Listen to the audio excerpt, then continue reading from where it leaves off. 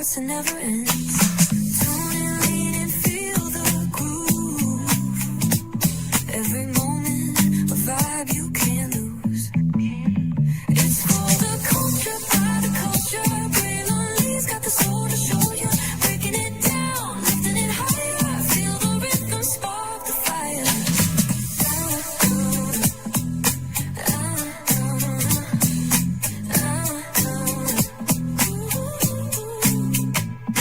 Hear the whispers in the city's hum, echoes of stories where we're from. A beat, a step, a voice so clear, the pulse of us, it's all right here. We got soul, we got flavor.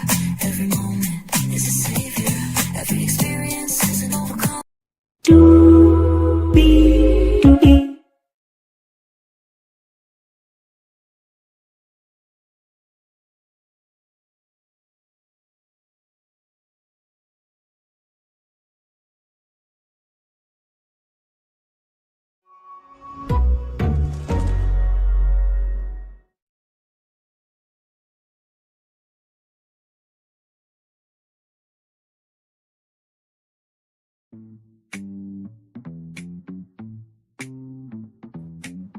Well, hello to you, and you. Welcome into another edition of Brightly's Virtual Tour Live. Glad to have all of you here in the building. Hello, gorgeous CC2254. Always good to see you, gorgeous. Linnell Stiller, good to see you as well. And LOL Bird 2398 said Glam bot guy is canceled. We're going to get into that because Walliser, who does the Glam bot for all of the biggest events in Hollywood, well, he might be canceled for the way he handled business. We'll talk about that. Angel Massie, I just want to say not everybody is like this. Apparently, they are leaving reviews of Wonderland's business on Google just to spite Angel and Bobby. And it's just like, I had time this morning, so I wrote a review my damn self. We're going to read it live. Andy Cohen, you got my permission to read it. Read my name, spell my name, mention here, there, and everywhere, everybody's name in my review to the ladies, okay? You ought to have call-ins because I'll read the review live and will not give a flying damn fuck shit or whatever the hell and in between about it, because that behavior is atrocious, ridiculous, and it is disgraceful behavior to attack a business just because of a reality show. That is thirsty toxicity behavior. We'll roll around long. By the way, something that could be toxic and you could look thirsty, and depending on how you communicate about it, we're going to talk about kink tonight. Yes, indeed. Y'all saw the thumbnail. Jill Scott loves to make love, but she loves to fuck too, and she wants you to bust nuts. Lots of them, fellas. But her name is Jill Scott Lee. Jill Lee, Miss Lee, if you're nasty, so she's mine. Okay, I'm going to show you evidence of that here in a minute. A Different World is coming back to Netflix. It was the sitcom that evolved Black culture, HBCU culture is coming back to Netflix as a drama. And I got a way for you to be a part of it. Stay tuned for that. Child, the ICE situation still is unfolding. And child, there are some voices that's got some opinions, and wait till you hear about them. Olandria Carthen from Love Island, she did something very big with her career that I think everybody should take into account. And Morrow, you will be fine. If anything, I think you are reflecting what a lot of people are thinking, but we cannot say that, even though the president has done this, that, and the third. So with that being said, let's get to it. Higher is waiting. Low is available, but y'all know the rest of the words, right? But either way, we got to go on to it. Yes, indeed, we do. Let me take down this iconic intro here. You see that virtual tour background? Yes, you do. You hear that virtual tour music? Yes, you do. And then there is me. Hey, everybody. Good to see you all. I hope all is well with you on this Wednesday evening. Yes, indeed. Let's get to it because we have a lot to talk about and a lot to get through. Here we go. We're going to start off with Cole here. Man, listen. Man. Okay.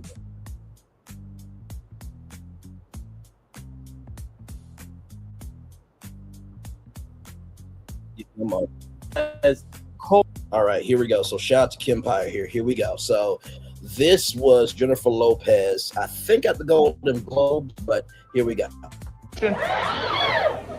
Yeah, slayed it as usual. Thank you so much. Thanks, guys.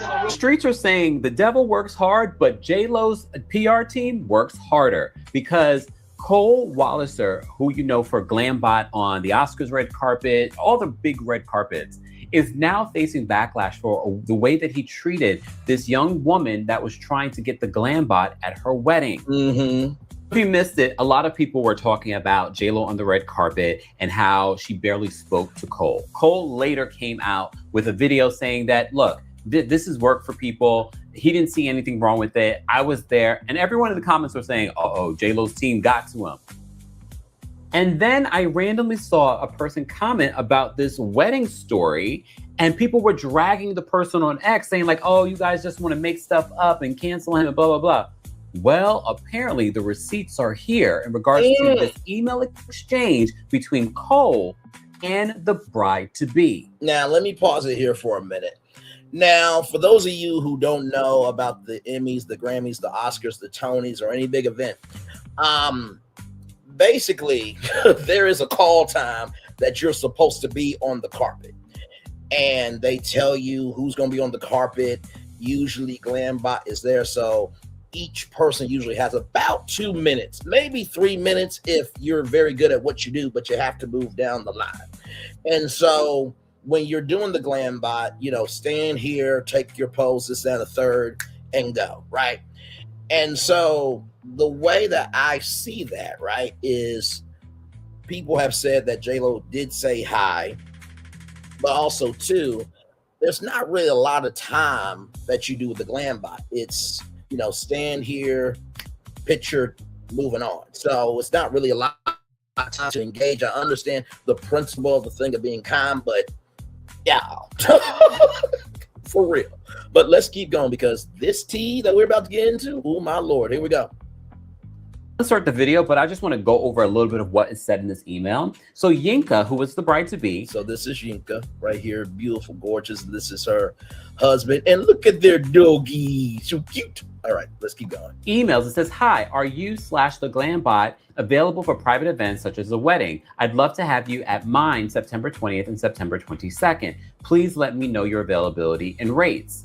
Thanks, Yinka. Here's the thing. Yinka ended up having 3 weddings, a traditional wedding, an African wedding, and an Indian wedding. Cole responds and says, hi, Yinka. Thanks for reaching out. Just as you are aware, the Glambot is a camera system and personnel used by a network television station for one of the biggest red carpets of the year. It is not cheap. If you feel like something like this might be within your budget range, then I'm happy to discuss further. And honestly, I don't blame him. He probably gets a lot of inquiries where people want to bring this to their event. Well, Yinka says, hi, yes, it is something in my budget range. Thanks. Now, listen, I get it, but also, too, as the scripture says, your gift will make room for you, right?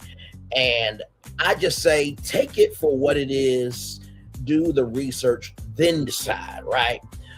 Let's keep going, because here is part 2. Here is a part 2. Here is a part 2. Here we go.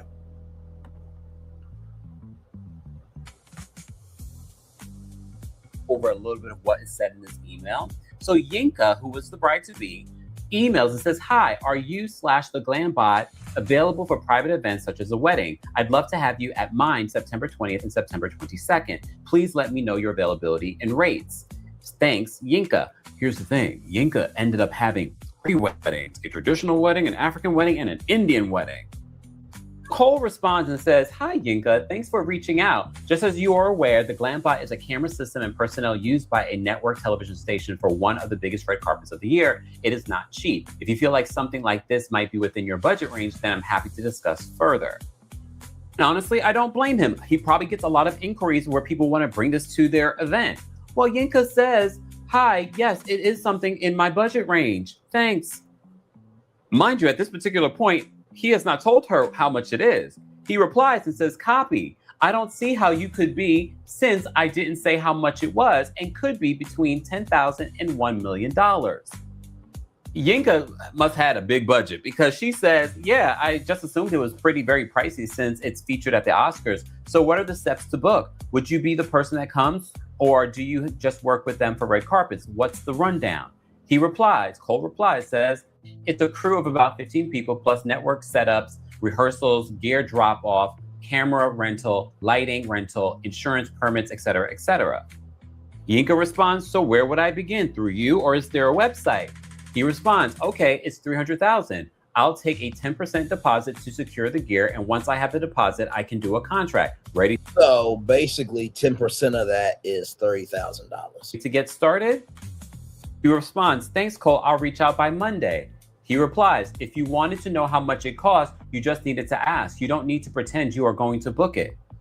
Now, that energy right there, my Lord Jesus.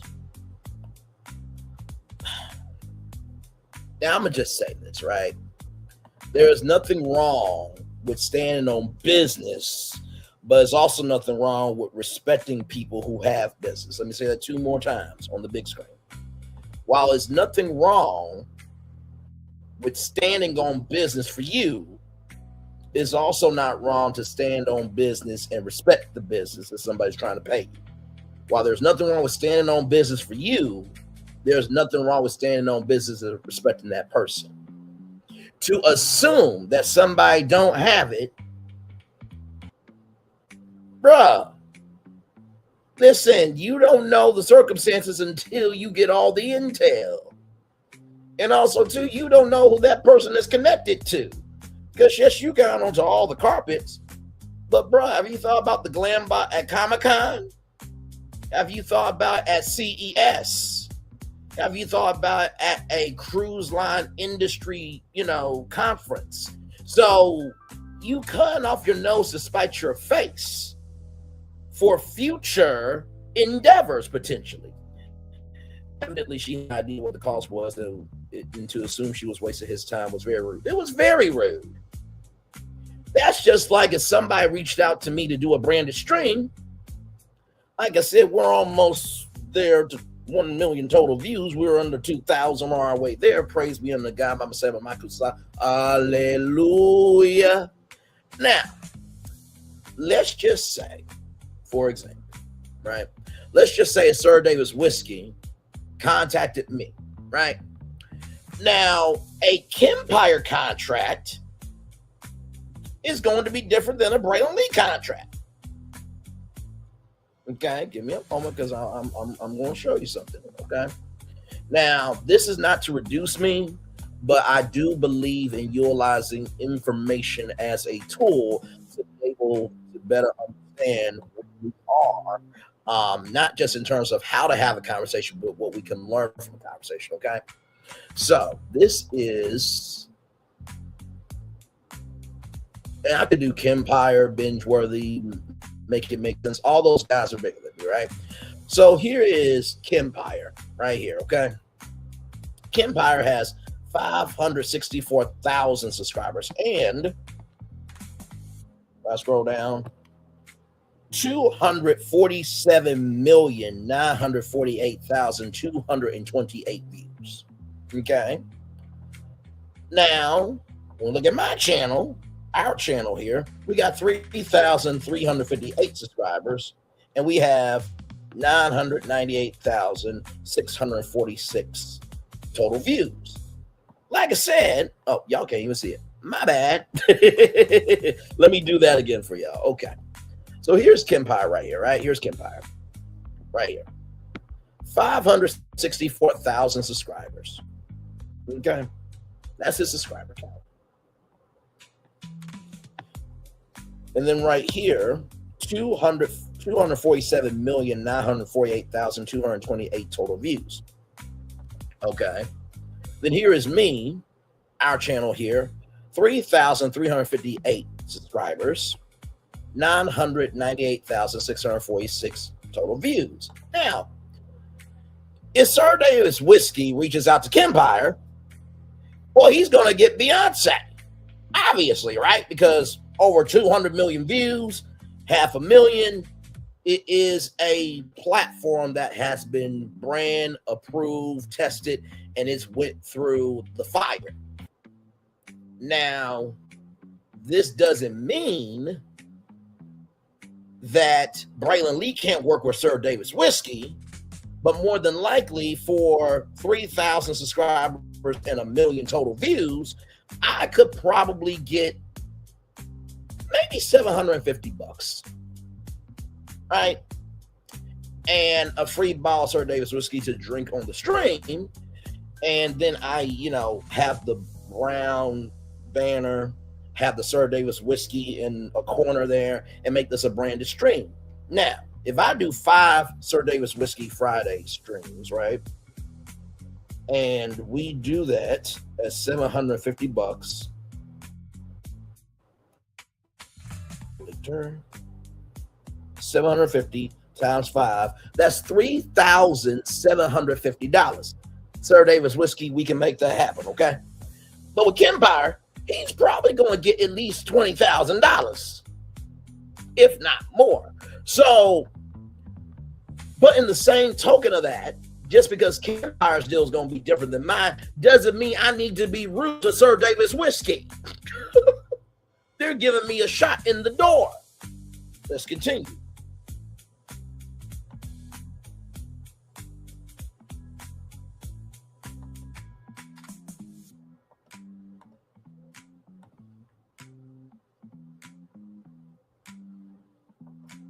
Yinka replies, I did. That's why I asked. I want to book it, ? Yinka, in an exclusive statement to People magazine, says, as a Black woman, I am no stranger to people making assumptions about who I am and what I am capable of. But I think his responses to me were exceptionally unprofessional and unkind. I was preparing for one of the best days of my life, and to this day, his response shocks me. That isn't how you speak to a potential client or people in general. Hopefully, my sharing this can be a learning experience for him and enable him to be better or at least be more kind. I mentioned before, Yinka had multiple weddings. She had a traditional wedding, she had an African wedding, and she had an Indian wedding. Yinka was not hurting at all when it comes to the cash for this. Sidebar to the sidebar.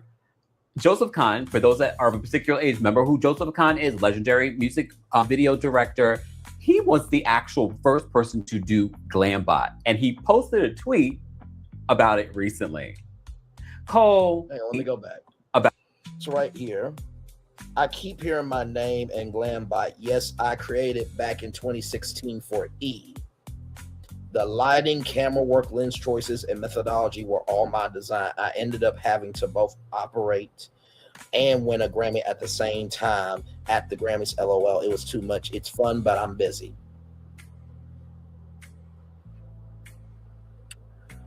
So you mean to tell me that you were blessed enough to be in a position to be able to be in the right environment to take you, in the words of the muses from Hercules, from a zero to a hero, just like that? And the person who actually created it, actually, factually, and smactually, was Joseph Kahn. Child. About it recently. Cole, do better. Do better. Oh. That part. So here is the exclusive for People Magazine, people.com. Here we go. Woman slams GlamBot director over unprofessional and unkind exchange about potential booking. Exclusive. Yinka Ashan details a 2019 email exchange she had with Cole Walliser over a potential booking for a private event. Need to know. Yinka Asserman tells People Magazine, people.com, her 2019 exchange with GlamBot director Cole Walliser about a private booking was unprofessional and kind. And emails reviewed by People Magazine, people.com. Walliser appeared to doubt that Ashan could afford to book the service before he had shared the fee. I was preparing for one of the best days of my life, and to this day, his response shocks me, she says.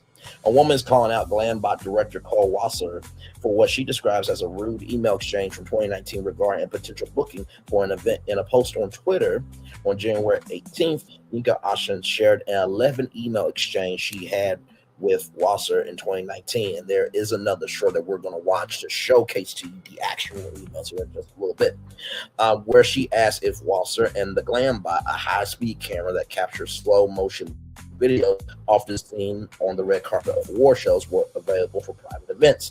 In the email exchange, which was reviewed by People Magazine, People.com, Walliser appeared to initially doubt that Ashen could afford to book the service before he had shared the feed.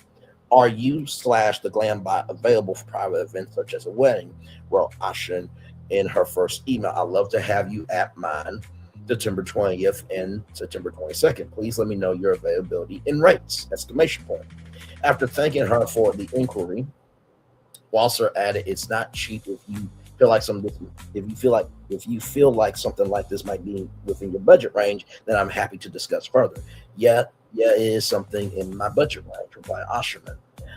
To which Walliser wrote, I don't see how you could be, since I didn't say how much it was. It could be between $10,000 and $1 million. Later in their correspondence, when Ashan says she would reach out by the end of the weekend to continue the booking process, Walliser again appeared to doubt if she was actually serious about her inquiry. It's $300,000. Now, Cole, I'm gonna be real with you, bro. This was price gouging. Unless you have specific packages where there's a $10,000 package, there's a $100,000 package, and there's a $1 million package, brother, you was price gouging her. Because then to land somewhere in the middle of 300,000, bro. Come on now. I'll take a 10% deposit to secure the gear, and once I have the deposit, I can do a contract ready to get started. Walliser wrote, to which Amashan pinned back, "Thanks, Cole. I'll reach out by Monday. If you wanted to know how much it costs, you just needed to ask. You don't need to pretend that you're going to book it," replied Walliser. An exclusive statement about the exchange. Amishan told people that she was left hurt and angry by the interaction. As a Black woman, I am no stranger to people making assumptions about who I am or what I am capable of, but I think his responses to me were exceptionally unprofessional and unkind, she wrote. I was preparing for one of the best days of my life, and to this day, his response shocks me. That isn't how you speak to a potential client or people in general. Hopefully, my sharing this can be a learning experience for him and enable him to be better, or at least a bit more kind. Walliser did not respond to people's requests for comment.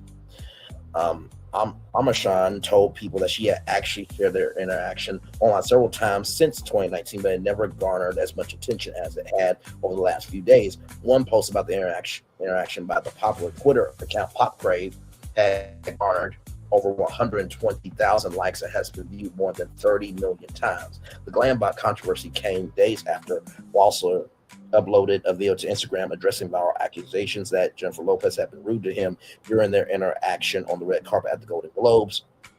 My bad, I said it was the Oscars, but it was the Golden Globes on January 11th. While getting into position for her Glambot recording, the kiss of the Spider-Woman, actress had her back toward Walliser as he directed her. A behind-the-scenes video of the moment showed her posing for the camera, then walking away with a wave. So that was recognizing him. And like I said, at the Golden Globes as well, you got Media Row. Like behind this here, you have Media Row, all those media outlets. And you see right there, you got to go through all that, then go here, then sit down for 2 hours. You ain't got time to, say hey to everybody. So like context, conjecture, and connection here. While commentators online claim Lopez had acted rudely during the interaction, Walliser dispelled the claims. I didn't take it personally. It didn't feel rude in that moment, he said in his Instagram video. I think there's a couple of things that added the fuel to this idea. One, she's just down to business. The carpet was closed. She was ready to go inside. She knew what she was going to do. She got into she got into the position. Continued Walliser, I knew she was being ready. I knew it was late. We were just getting through that moment. Didn't feel rude to him. So here is that clip of the emails here. Here we go from Film Cooper. Here we go. And yes, we're going to cover the J-Lo thing, okay? So don't worry. I'm going to catch you up with everything. That's what we do over here. The Glambot guy is getting canceled because people are DMing him to like book him for their event, and his responses are so shady. This lady said, "Hi, are you / the Glambot available for private events such as a wedding? I'd love to have you." So Film Cooper is showing the emails here. Now these emails are off of Twitter, okay? So Mine, September 20th and September 22nd. Please let me know your availability and rates. That's such a nice way to just inquire. And his first response, he doesn't even give her the rate. He just, thanks for reaching out. Just so you are aware, the Glam Bot is a camera system and personnel used by a network television station for one of the biggest red carpets of the year. It is not cheap. If you feel like something like this might be within your budget range, then I'm happy to discuss further. She said, yeah, it's something in my budget range. He said, I don't see how it could be since I didn't say how much it was, and could be between $10,000 and $1 million. Bro, just say how much it costs. And if she's like, I can't afford it, she's like, why are you being a dick about it? She said, yeah, I just assumed it was very pricey since it's featured at the Oscars. So what are the steps to book? Like, she's like, no, I'm about this. I can afford it. Would you be the person that comes, or do you just work with them for red carpets? What's the rundown? He doesn't even give her the rate. He says, it's a crew of about 15 people plus network setups, rehearsal gear, drop-off camera rental, lighting rental, insurance permits, etc., etc., etc. Just say how much it costs, and then she'll say yes or no. She said, so where would I begin? Through you, or is there a website? He said, okay, it's $300,000. I'll take a 10% deposit to secure the gear, and once I have the deposit, I can do a contract. Ready to get started? She said, thanks, Cole. I'll reach out by Monday. She's like, yes, down. This motherfucker said, if you wanted to know how much it costs, you just needed to ask. You don't need to pretend you were going to book it. Brother, you are being such a dick. She still responded to that. She's like, I did, ... That's why I asked. I want to book it. She wants to, like, she's heard the rate and she wants to. And then somebody else came out and tweeted, he said, can we book you for a wedding? Cole said, hey, dude, I mean, you can, but there's a reason the Glam Bot is only at the Oscars, the Grammys, and the Golden Globes. Money, money, money, money, money, money, money. Brother, you yeah, so he did this before. are so... I'm never going to be able to see those Glam Bot things again. I thought he was chill. Like, his videos seemed like, hey, yeah, just step right here. Just stand right here. And this is going to come swinging in. J-Lo sitting there like, another hero fallen. First Cody Co, now the Glam Bot guy. The Glam... So let's get to the J-Lo thing, okay? From Yahoo Entertainment, courtesy of US Weekly. Everybody, here we go. Everything to know about the viral Glam Bot drama after Jennifer Lopez's viral moment with Cole Walliser and more. So here she is. Here, J-Lo, child, she's a gorgeous woman. You can't take that away from her. Who knew the Glam Bot could cause so much drama? It all started after Jennifer Lopez struck a pose at the 2026 Golden Globes. Lopez 56 turned her back to the camera and then spun around as the lens zoomed in on her. Eagle-eyed fans noticed that she seemingly didn't say a word to Glam Bot creator Cole Walliser. Actually, it was Joseph Calvin who's the creator. Okay. All right, moving on.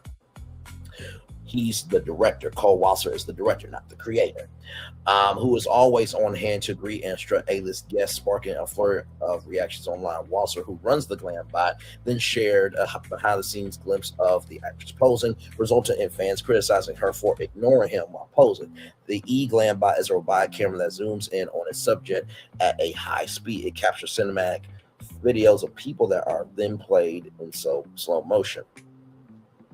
Is she ignoring you? One question, while another asked. She didn't even speak to him. A third commented, no smile, no hello, nothing. Walliser then stood up for Lopez, which caused even more of a stir. Keep scrolling for a full breakdown of the Glam Bot drama. So Jennifer Lopez poses for the Glam Bot at the Golden Globes on January 11th. J-Lo posted her vintage Jean Louis Cher hot couture gown for the Glam Bot. She turned her back to Walliser as he explained the way the camera would move while preparing for it to zoom in on her. After she was done, she gave away and walked away. Walliser shared a BTS behind-the-scenes video of Lopez posing for the Glam Bot via his TikTok, causing fans to call his interaction with Lopez rude. Manners don't cost a thing. Y'all shady. Hashtag my love don't cost a thing. Y'all are shady with the heart emoji there. One follower commented while another added, she's so rude. Not even a hi, thank you, or nothing. Others defended Lopez. Ryan, she doesn't have a mic on. That's why you don't hear her, but she does. But she says hi, nice to meet you, and thank you, and then waves goodbye. Exactly, y'all. Context, conjecture, and connection is everything. Cole Walliser defends Jennifer Lopez. Walliser also came to Lopez's defense after the video went viral on January 18th. I didn't take it personally. It didn't feel rude in that moment, he explained via Instagram. I think there's a couple of things that added fuel to the fuel of this idea. One, she's just down to business. The carpet was closed. He's ready to go inside. So, if I was at the Golden Globes, I just got in the door. The carpet's closed for Braylon Lee, okay? I ain't getting no pictures. I ain't getting no interviews. There ain't no video. I just got to go in. But Jennifer Lopez is Jennifer Lopez. So, of course, they're going to extend the carpet for her, right? It's hierarchy, y'all. It just is what it is. The carpet was closed. She's ready to go inside. She knew what she was going to do. She got into the position. Yeah, it's just so unfortunate that the position she was facing away from me. Wait, it's just unfortunate that the position was was facing away from me. So I am talking to her. She's looking away, but she's getting ready for the move. Whilst continuing the moment, I'm not like, hey, turn around and look. I knew what she was doing. Whilst I knew she wasn't ready. I knew it was late. We were just getting through it. That moment didn't feel rude. So caught you up on everything with Yinka Ashan. Now, just now, I literally typed in her name, Yinka, People Magazine, and Cole Walliser has apologized for the controversial comments. This came out 9 hours ago from People Magazine, people.com. Glambot director Cole Walliser addresses controversial resurfaced emails in new apology video. I take responsibility. In 2019, I didn't have a team around me. It was just myself. I was overwhelmed, but that's not an excuse. Everything lands on me, Walliser said. Need to know. Glambot director Cole Walliser spoke out for the first time after a woman came forward with what she described as a rude email exchange from him in 2019 regarding a potential booking. In a new Instagram video, Walliser took accountability for the incident and explained his mindset going into the exchange. He also addressed concerns about those on the red carpet who may have felt mistreated or dismissed and apologized. Glambot director Cole Walliser is speaking out 1 week after a woman claimed she had a rude email exchange from him in 2019 regarding a potential booking for an event. Walliser 44 addressed the incident in an Instagram video shared on Tuesday, January 27th. Let's see, make sure, and we will watch that because y'all know we are about full transparency over here. For what it is. So hopefully it's not too long, but we will play it. Back to this. Shared on Tuesday, January 27th, so yesterday, in which he took accountability for his tone and actions and explained his mindset during the time in which the email exchange took place. I want to talk about some emails that I sent years ago that resurfaced recently. The tone in these emails was dismissive and curt, and that is not okay. In 2019, I didn't have a team around me. It was just myself, he explained. I edited every single video. I answered every single email, and I was overwhelmed. But that is not an excuse. Everything lands on me. This comes after Yinka Amashan told People Magazine, people.com, that she had 11 email exchange with Walliser in 2019 that left her hurt and angry. She said she asked if he and the Glam bought a high-speed camera that captures slow motion videos often seen on the red carpet of award shows were available for private events. The exchange, Walliser appeared to initially doubt that Amashan could afford to book the service before he shared the food. Amashan said she would reach out again, to which the Glambot director responded, if you wanted to know how much it costs, you just need to ask. You don't need to pretend you're going to book it. So this is Cole Walliser here. In his Instagram video, Walliser went on to take responsibility for his choice awards during the exchange and appeared to address some of the social media hate that he had been getting online. I think the hardest part about all this is being labeled racist. He said, I'm half Chinese, and growing up, issues of identity, race, and belonging deeply affected me. I would never intend to inflict that onto anybody else. But I do understand that reading these emails, people could be upset and so biased, especially given the frequency at which people of color can experience being dismissed. And so I take full responsibility for my words, irregardless of what my intent was. He added. Walliser, who set the record straight about Jennifer Lopez's viral glam bot at the 2026 Golden Globes, and whether she was rude to him earlier this month, also addressed concerns about those on the red carpet who may have felt mistreated or dismissed and apologized. I also want to acknowledge people's concerns that they were mistreated or felt dismissed or treated less than on the red carpet. He said, live events move really fast. I would never want someone to come see me and leave feeling that way. But I do understand that it could happen, and it did happen, and for that, I am sorry. The Glambot director concluded his video noting his growth over the past several years and shared that he wants to continue to improve. I like to think that I have grown a lot I have grown a lot in the past 7 years. I've always wanted to treat everybody with the respect that they deserve, but clearly more could have been done and I can do better, he said. And so that's a thing I want to focus on improving and just working towards being better. So, with that being said, let's watch Cole's response live in real time. And so now you catch up to us. Here we go. I want to talk about some emails that I sent years ago that resurfaced recently. The tone in these emails was dismissive and curt, and that is not okay. In 2019, I didn't have a team around me. It was just myself. I edited every single video. I answered every single email, and I was overwhelmed. But that is not an excuse. Everything lands on me. I think the hardest part about all of this is being labeled racist.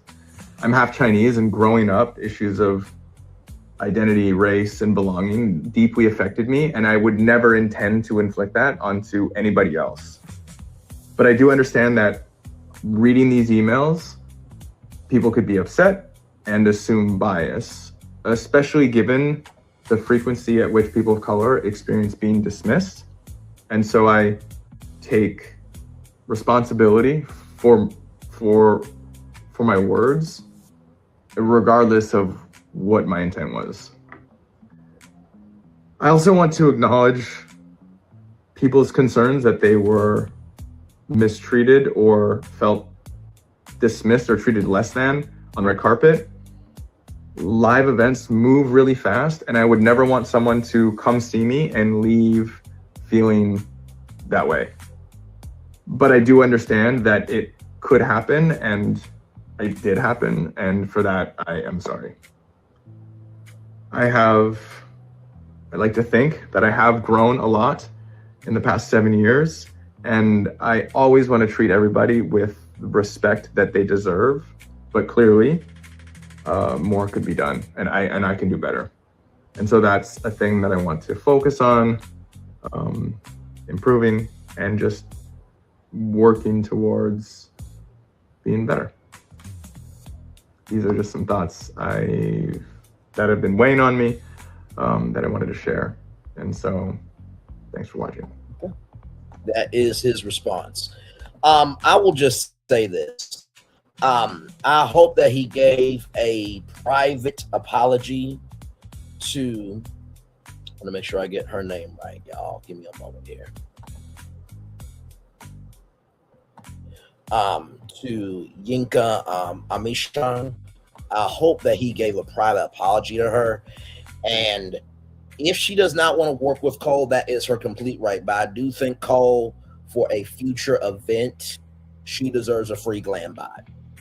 That is the least you can do. But it's up to her if she wants it or not. But now, since we're talking about business, I gotta talk to y'all about y'all, not my people. But I gotta talk to y'all about y'all because I saw this from Show Styles and Spirit, and this is way too much energy. Shout out to Show Styles and Spirit. Here we go.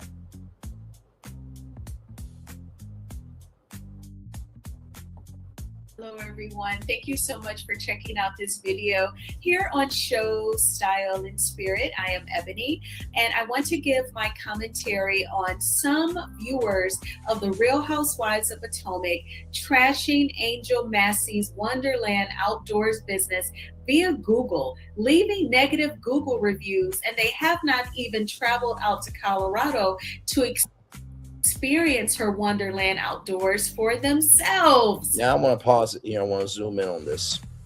Disgusting behavior. This is just the tip of the iceberg from what I've endured from some fans this season. I don't care what anybody says. This isn't normal. Reality TV is supposed to be fun. Nah, digital firing squad. Housewife fans review bombing Wonderland Outdoors over Angel's RHOP Colorado trip is unhinged behavior. Every single one of these miserable people need to touch grass. This is too much. This is scary. This is people that can't separate reality TV from reality. That comment, top tier energy. Here we go. Okay, so we have to talk about some fans' unhinged behavior. Now, before we get into the toxicity, I ask that you please hit the like button on this video as well as subscribe to the channel. Everything that I'm saying in this video is alleged and just my opinion. So this story is coming from the Bravo Shade Room. And Angel Massie actually has commented on social media under a post about someone leaving a negative review about Wonderland Outdoors based on episodes that they have watched of The Real Housewives of Potomac.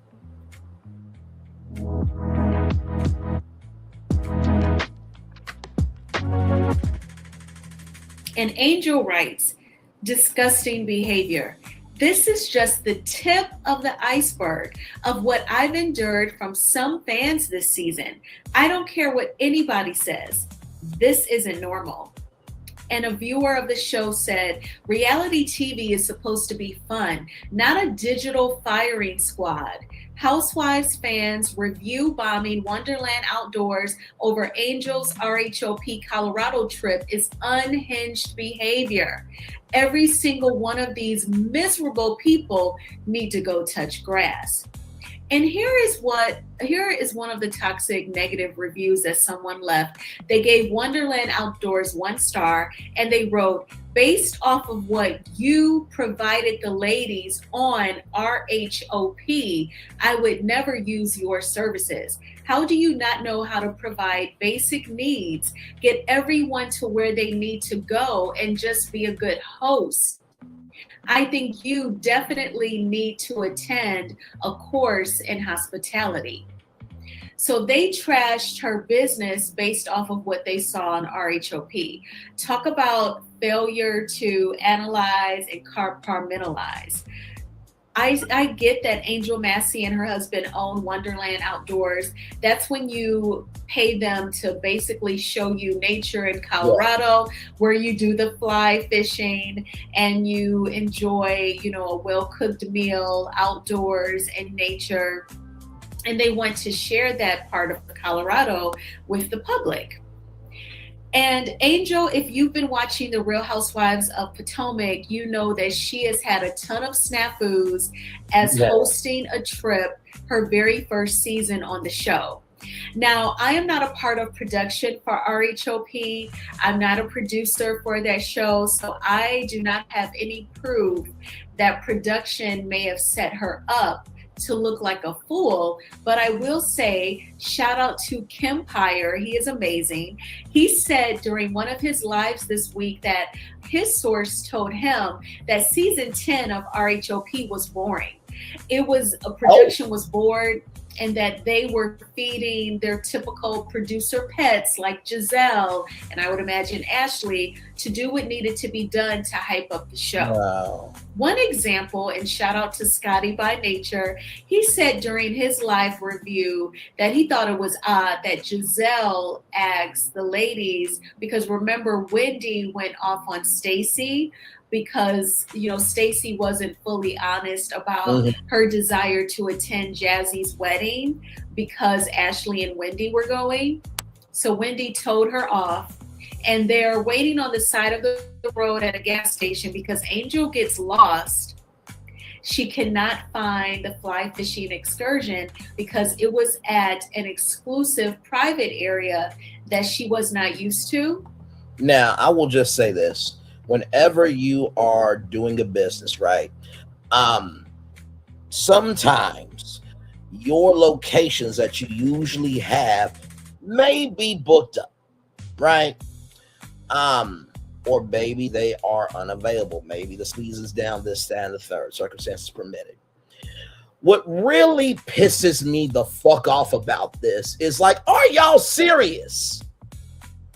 Now, if the same energy was given to each and every single one of you who did that shit, y'all would feel a way about it.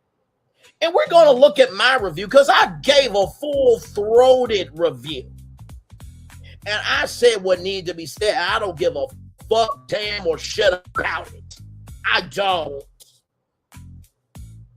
Because while people are wondering about the Ultimate Girls Trip and Carissa Shields and Cardi B and this, that, and the third, we could give two fucks if reality television goes way too far. Hello, where is people's mental at? Some of y'all, it looks like it's non-motherfucking existent. I don't know what has happened to society where we just think that being disrespectful is the move. But where I come from, Little Rock, Arkansas, where 9 black kids went into a motherfucking ass school so everybody could get a fucking education, held to the low. My Lord Jesus. My Lord Jesus. My Lord Jesus. Like I said before, thank God some of y'all were not in the civil rights movement because we would still be in the fucking field picking cotton.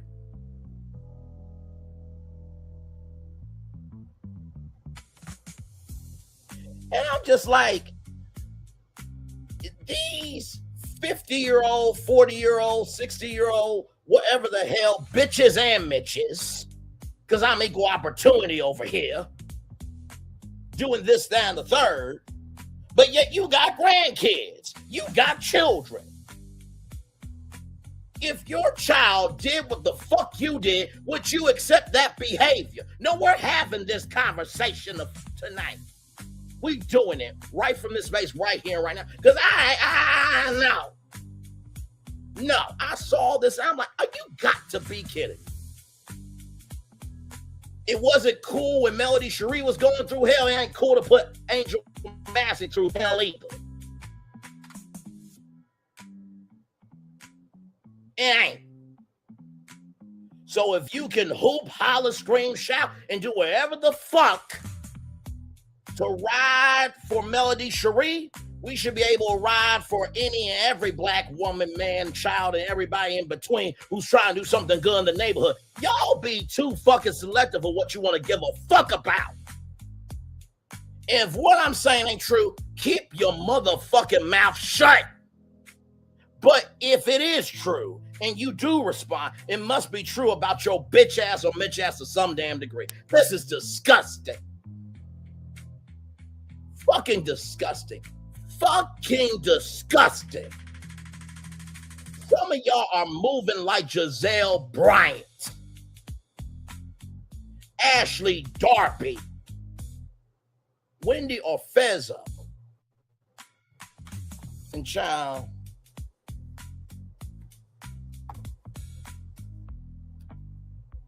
make sure I get this last person's name right, because I'm saying what needs to be said.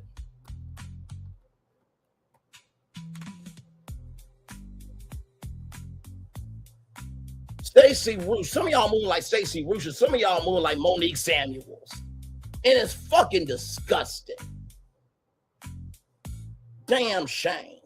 But God forbid somebody does Google reviews on your business. Something you worked hard for. Something that you had to work through your mental to get to the higher that's waiting for. Then you want everybody to come to your side. No. In the words of Issa Rae, I'm rooting for everybody black. Does that include Amanda Seals? Because I bet you it don't. Fuck wrong with y'all. Moving on. So anyway, while they're waiting to hear back from Angel or get picked up, Giselle asked the ladies, "How was your ride?" Because they rode in 3 separate cars, and one car was Jazzy, Stacy, and Wendy, and then Wendy went off on Stacy in their car.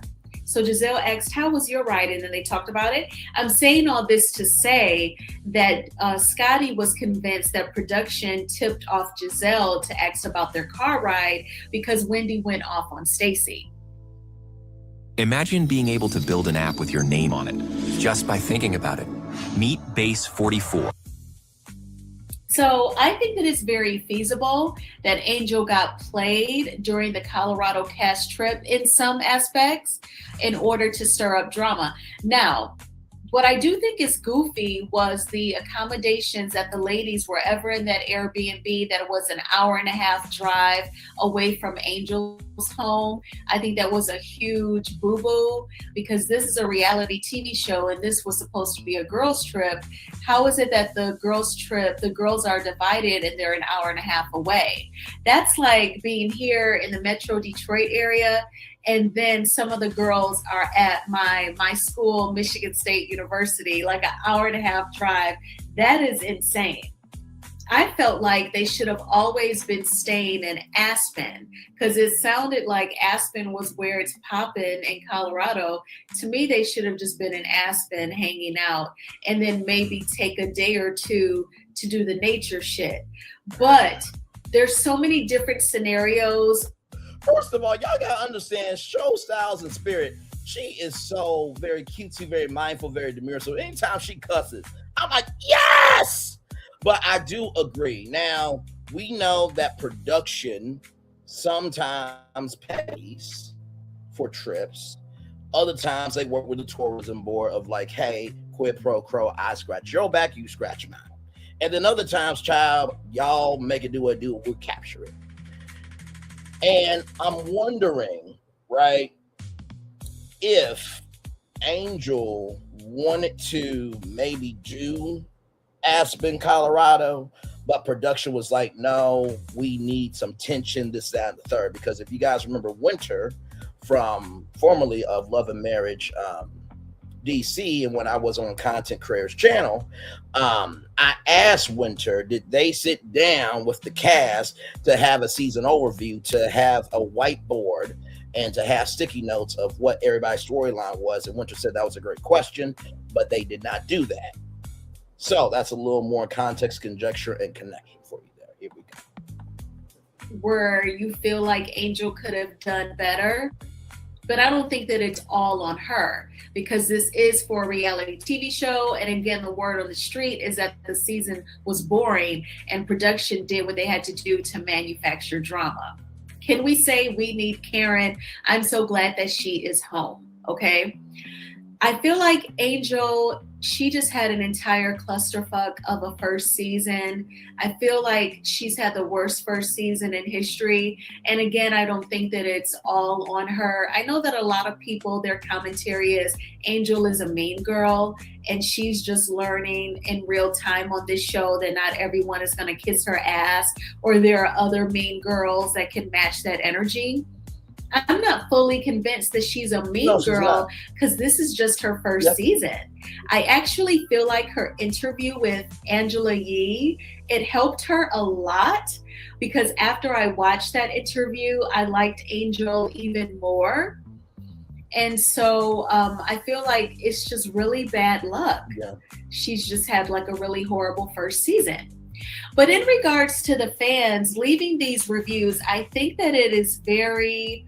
I think it's a lack of self-control. I think that it is an excess of mean girl energy. And I think that it is just ridiculous. And I hate it because like I'm a fan of several different celebrities, but I don't think that I'm an unhinged person or an unhinged fan.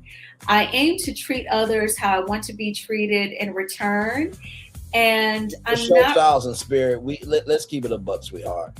Not everybody moves in that energy. They don't. Sometimes people will throw you away forget the totality of who you are, just to be with the cool crowd. And then when the heat gets to their doorstep, now they want to be silent like a church mouse.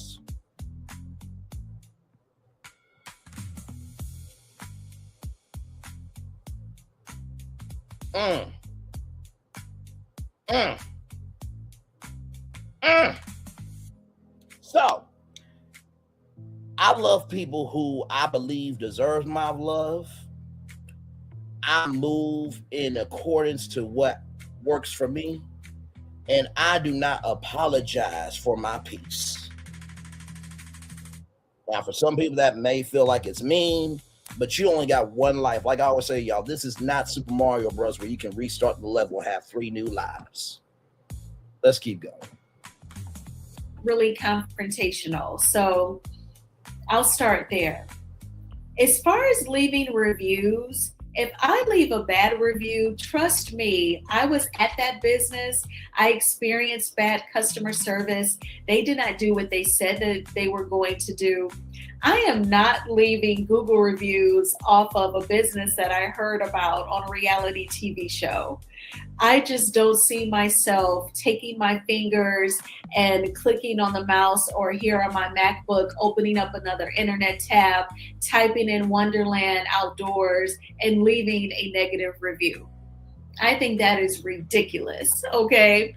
I have had my thoughts about other reality TV stars who own businesses. I have not left them any toxic reviews because I have not used their products or requested their services. Yep. I just don't have time to put in that much effort to be negative. I think that it is so uncalled for. And those people, they give the fan base a bad rep, a bad look, a bad name. It's just like if you are a part of a community or a group of people and you act ignorant, you act criminal, you act violent. Hello, you're making it worse for all of us who follow the rules, obey the laws, treat people how we want to be treated in return. And yet we experience racism, prejudice, or God forbid, police brutality. So I think that these fans... And I want to pause it here because this is the thing. I've always have said this. I do cover more of everything else than most people. That's a motherfucking fact. Regardless of who I insert. If you upset about that fact, change it. Otherwise, shut the fuck up. But what I love about what Show Styles and Spirit said here is that it is one bad apple that ruins it for the rest of everybody. And remember how everybody was going in on Brett Eady, this, that, and the third, and with Kenya Revenge P. Moore, who apparently is so fucking broke as a joke that she got to sell her shit in order to keep her hair spa. That's more of a content studio than anything else. So it's just like, so it's cool for people to cause hell, but it ain't cool for people to respond to hell. So it's cool for people to cause hell, but it ain't cool for people to respond to hell. So it's cool for people to cause hell, but it ain't cool for people to respond to hell.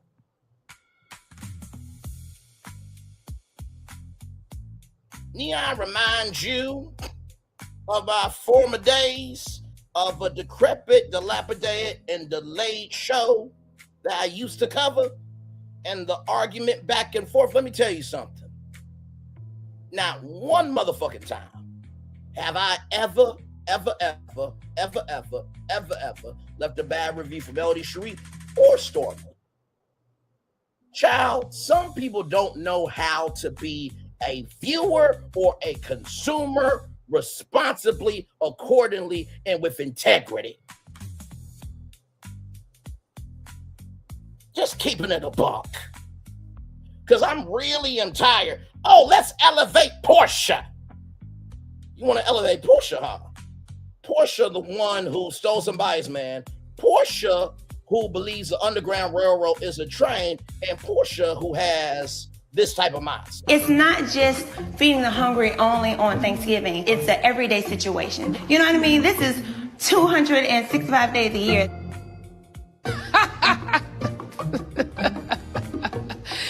That is funny.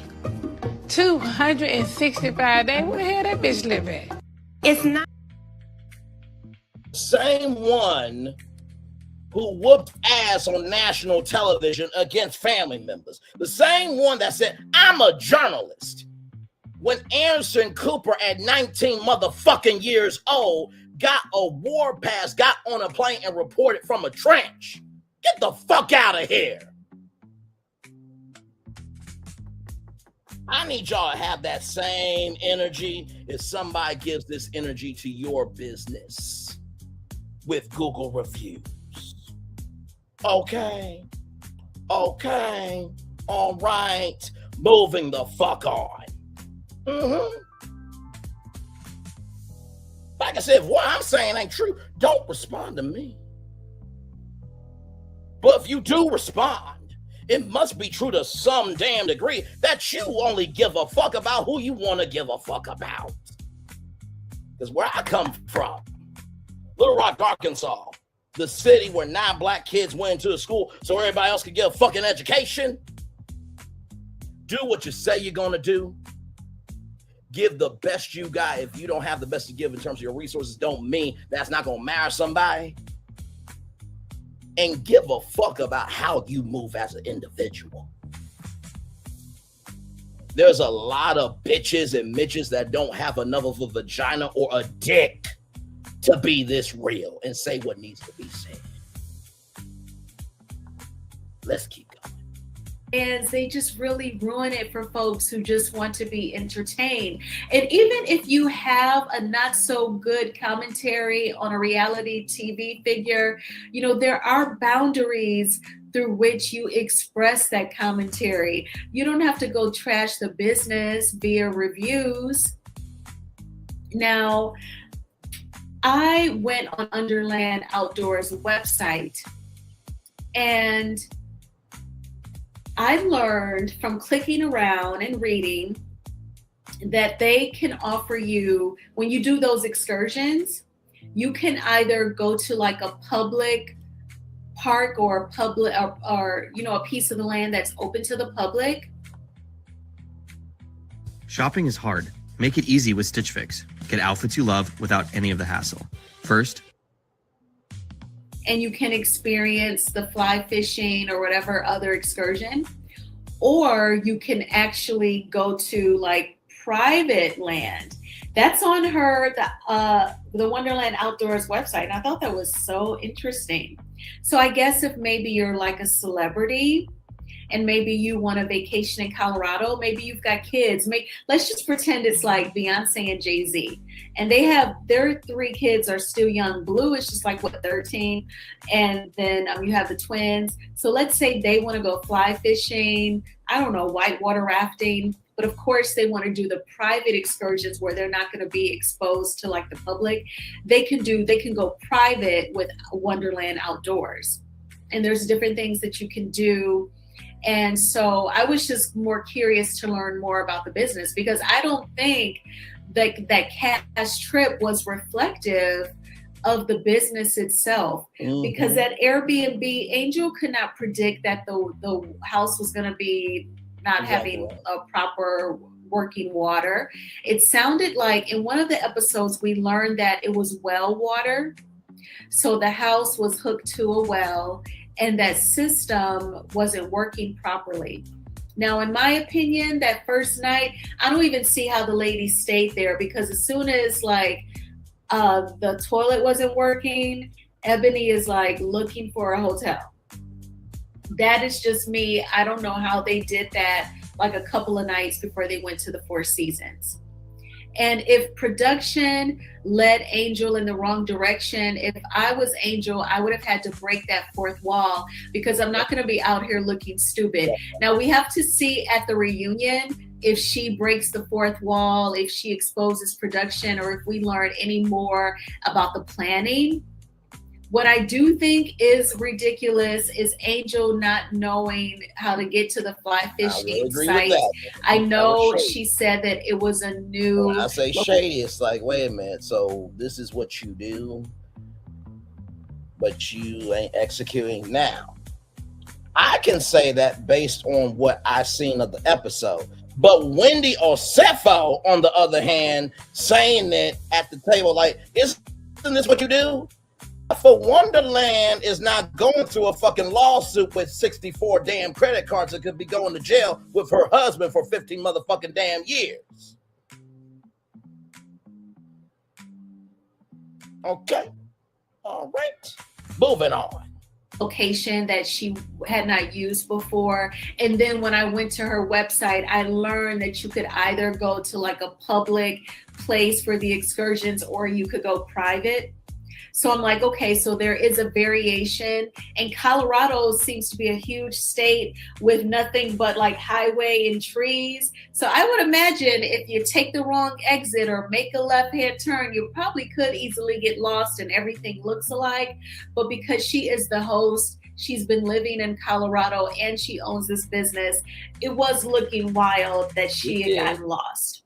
And then everyone is wondering, how is it that the chef and her assistant made it to the site, but she did not? Mm-hmm. And she kept saying that someone sent her the pin for the location and it took her in the opposite direction. Now, can GPS sometimes get it fucked up? Yes, it can. Have you ever, like, remember back in the day when we were using MapQuest and MapQuest offered you like the fastest route and the scenic route? Like, I know people who have told me like somehow they clicked on scenic or MapQuest just gave them scenic first and it took them forever to reach the destination. I don't know what went wrong, but Angel, she's gotten her verbal lashings and I'm sure she was embarrassed. She cried in this last episode because it was just an entire clusterfuck. And I gotta tell you something. I really felt for Angel because I really don't think that she's a mean person. And I'm gonna bring up Wendy Osefo's kids for a minute. Wendy, I'm gonna bring up your kids for a minute. Remember that episode? 2 episodes. Remember the first one episode where you said that you have to go to college in order to get your funds? Remember when you said that? And then remember when y'all son said, I want to work at Chick-fil-A, and how you were like, Chick-fil-A? Child, let me make this personal for Wendy. Okay? Let me make it personal. Let's just say, right, that you started a business and you didn't know what the fuck your ass was doing. And so let's just say that the fans did bad reviews under your son's Chick-fil-A restaurant on Google. Would that be cool? Would that be nice? Would that be kind to do?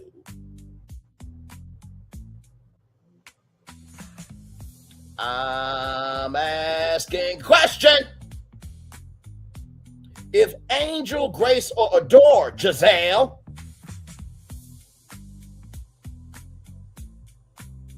tried to do something right, and you did something wrong, would it be fair for them, the fans, to do Google reviews to Grace, Angel, and Adore? No, they same to you and your children. Let's just say that you screwed over somebody with Shop Me Leave. And they were like, you know what? I'm going to ruin her kid's reputation. Stacy, your child. Same thing. Ashley Darby, you are about to make a children's book, correct? Well, somebody doesn't get their order. And then, your children try to do something. Google reviews. Do you see where I'm going here? If y'all had that smoke come to y'all, y'all wouldn't be here for it if your children got it. So why in the flying fuck is this cool behavior? Moving on. I got time today. But do you leave the negative Google reviews and your ass is sitting at home, perhaps in a bonnet and your glasses, eating your snacks and burping? Or do you leave the negative Google review? No, you do not. That is not cool at all, and it is horrible karma. But this is where we can have hope sometimes in the human race. So let me, okay, you all can see it. So in that image that I just showed y'all from the Bravo Shade Room, her reviews were saying 4.3. The night that I went to her business website last night, the average of the Google reviews was 2.9. Yes. Thanks to people like that one girl who left the 1-star review, they were down to 2.9. The more normal viewers of RHOP, they're leaving 5-star reviews, and they have increased that average, because that image on the Bravo Shade Room said 4.3. Tonight is at 4.7. And here's what someone had to say. Just wanted to offset the nonsense going on in these comments. In no way was the business represented on the show because they got lost. From what I saw, they had a private chef and the location looked beautiful. Had they made it, they would have had a great time. And other reviews were like, you know, beautiful location. So people are leaving the 5-star reviews so to try and counter the bullshit.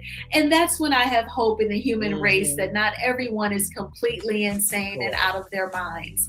Well, what do you think about people leaving 1-star reviews based off of episodes that they saw on a reality TV show? I thank you all so much for checking out this video. Please hit the like button on this video and subscribe to the channel if you have not already done so.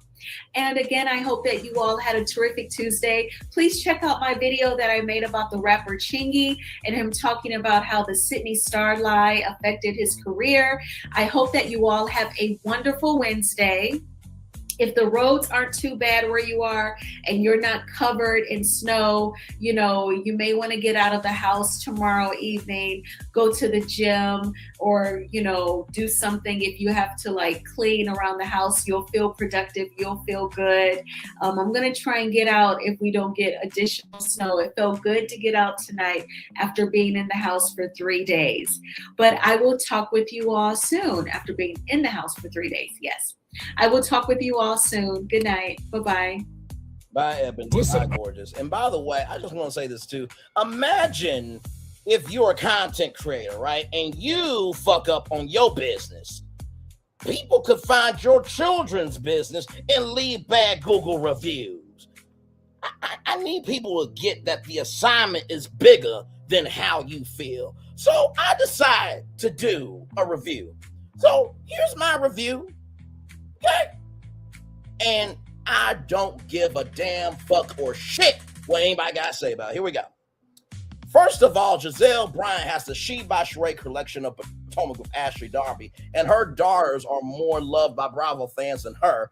Wendy, Osefo, and A could go to jail for 15 years in prison. Stacey had TJ, who did not want to have sex with her and allegedly can't be truthful, plus screws leftovers. And Ashley Darby had an ex that got a lawsuit from a Bravo cameraman and went after somebody else's son. And let's not forget Binder Bitch Monique. Those are her words, not mine, dragging Candace across a whole table, looking like a whole banshee out here, never saying she would come back, but she's only saying she's healed so she can get a paycheck because nothing else is popping off for her. Now, with all that said, if any one of those ladies got what Angel got of this energy of Google reviews, they will be feeling away. This is a great business. There are fans that can't do a fifth quarter or a half of having a business like Angel or Bobby. Always remember what you do, others does, and will always come back around. And I meant every motherfucking ass word. Don't make no fucking damn sense. Shit. And to Giselle, Ashley, Stacy, Wendy, Monique, come for me if you want to, fucking heifers. Come for me if you want to. Y'all were wrong for what you did, Angel, and you deserve what the fuck y'all get. Shit. And to everybody else, if what I'm saying ain't true, don't respond on no YouTube live. Don't do no video. Don't do no short. Don't do nothing on no other social media platform. Know your role, stay in your place, and keep your fucking mouth shut. Be loud about this before you get loud about me, okay? Moving on.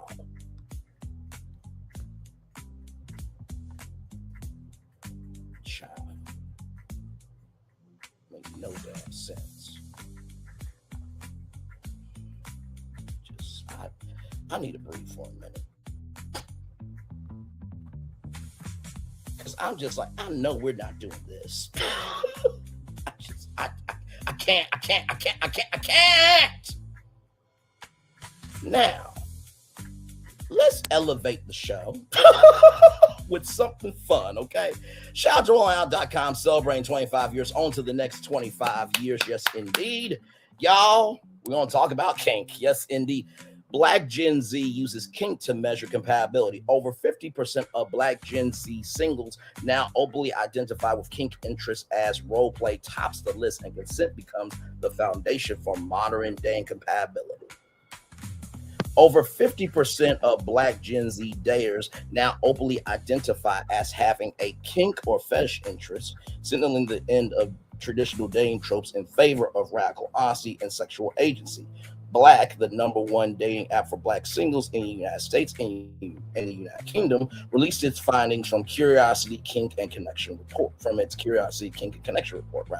An anonymous qualitative survey of 4,000 Black users across the United States and the United Kingdom. The results point to a clear cultural shift where Black Gen Z isn't treating kink as taboo or extra, but rather as information. In a dating culture defined by fatigue and mixed signals, this generation is using clarity about desire to move faster toward real alignment and away from guessing games. At the same time, the data challenges a tired assumption that sexual openness equals carelessness. Role play leads as top interest. The survey identifies role play as the #1 fetish interest in both the United States and the United Kingdom, surpassing all the categories. Among respondents who selected interests they currently enjoy, role play and fancy dynamics ranked first, with 37.6% in the United States and 41.2% in the United Kingdom. This suggests that many Black Gen Z singles aren't only seeking intensity, but rather imagination, play, and relief. For a generation facing constant pressure to be strong and resilient, role play serves as a form of intentional escapism. It allows singles to tap out of daily stressors and use fantasy as a tool for emotional release and deeper intimacy. Fantasy becomes a way to step out of daily pressure and into a shared space where intimacy feels lighter, freer, and more expressive. Compatibility measured through curiosity. The findings suggest that for Black Gen Z, sexual curiosity isn't taboo, but now a prerequisite for compatibility, a sign of effort and imagination rather than a secret side. When asked if they'd be open to date someone with a fetish or kink, 86.1% of U.S. respondents and 80.6% of UK respondents said they're open to dating someone with a kink in some form. That suggests that the old traditional default is shrinking. When asked whether they're open to exploring new fetishes, nearly 6 in 10 said yes, with 57.9% of U.S. respondents and 59.6% of United Kingdom respondents indicating openness. This doesn't read as impulsive behavior, but rather as a generation that sees sexual compatibility as something you co-create with the right person. Openness isn't unconditional, but tied to trust. Consent and boundaries lead exploration. The data shows a boundaries first approach where mutual consent at 68% and trust at 64% were ranked as the most important factors when exploring sexuality. This proves that those exploring kink are actually leading the way in emotional intelligence and safety. Across markets, respondents consistently tied exploration to consent, trust, communication, and boundaries, suggesting a more intentional model of intimacy. When asked what matters most when exploring, top choices across both markets were mutual consent with 68.1% rather than in the United States, 65% in the United Kingdom, trust with 64% in the United States and 62.4% in the United Kingdom, and clear communication with 59.4% in the United States and 55.3% in the United Kingdom. This generation is not normalizing risk, but normalizing responsibility. Safety isn't framed as a mood killer, but as the foundation that makes exploration possible. Early conversations become the norm. The conversation is happening earlier in relationships. When asked how comfortable they are discussing fetish interest with a new partner, 79% in the United States and 72.1% in the United Kingdom indicate comfort either immediately or with the right person. This signals a cultural shift towards directness where Black Gen Z is more likely to openly express their preferences and boundaries early on rather than risk emotional investment followed by compatibility shock later.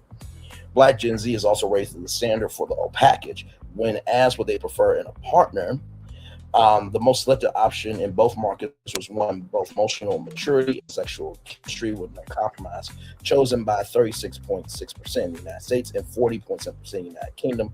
This generation has rejected the old trade-off between safe and exciting and holding out for a relationship that both offers peace and spark, or peace spark. Okay. Nearly half of respondents said social media influenced their curiosity to some degree, with 47.4% in the United States and 46.1% in the United Kingdom, indicating it was at least a little influential. Rather than creating desire, platforms are giving people language, helping them find vocabulary, context, and confidence to talk about what they already feel. You know, I gotta say this.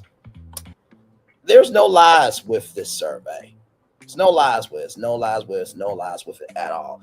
I think at this point in your life, if you cannot be comfortable with what you want, you got some work to do. There's nothing wrong with wanting some foreplay. There's nothing wrong with wanting some heat and desire. There's nothing wrong with wanting your energy to be matched disrespectfully or respectfully. In the words of Jill Scott, she loves to make love, but she loves fucking too. And she wants you to bust nuts. Lots of them. That's what she said. And here's this right here for y'all. Just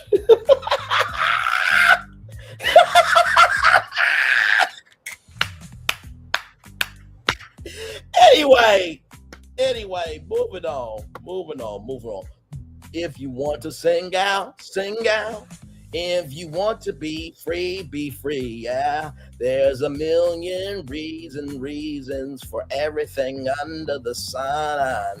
Okay, so yes, indeed. All right, y'all. More Brand News Virtual Pro Live coming up right from this place right there, right now. And listen, if people, because I was saying what needed to be said, then fine. I think y'all know me quite well by now. I will stand alone in my peace rather than having a million people watch me and I'm just kissing ass.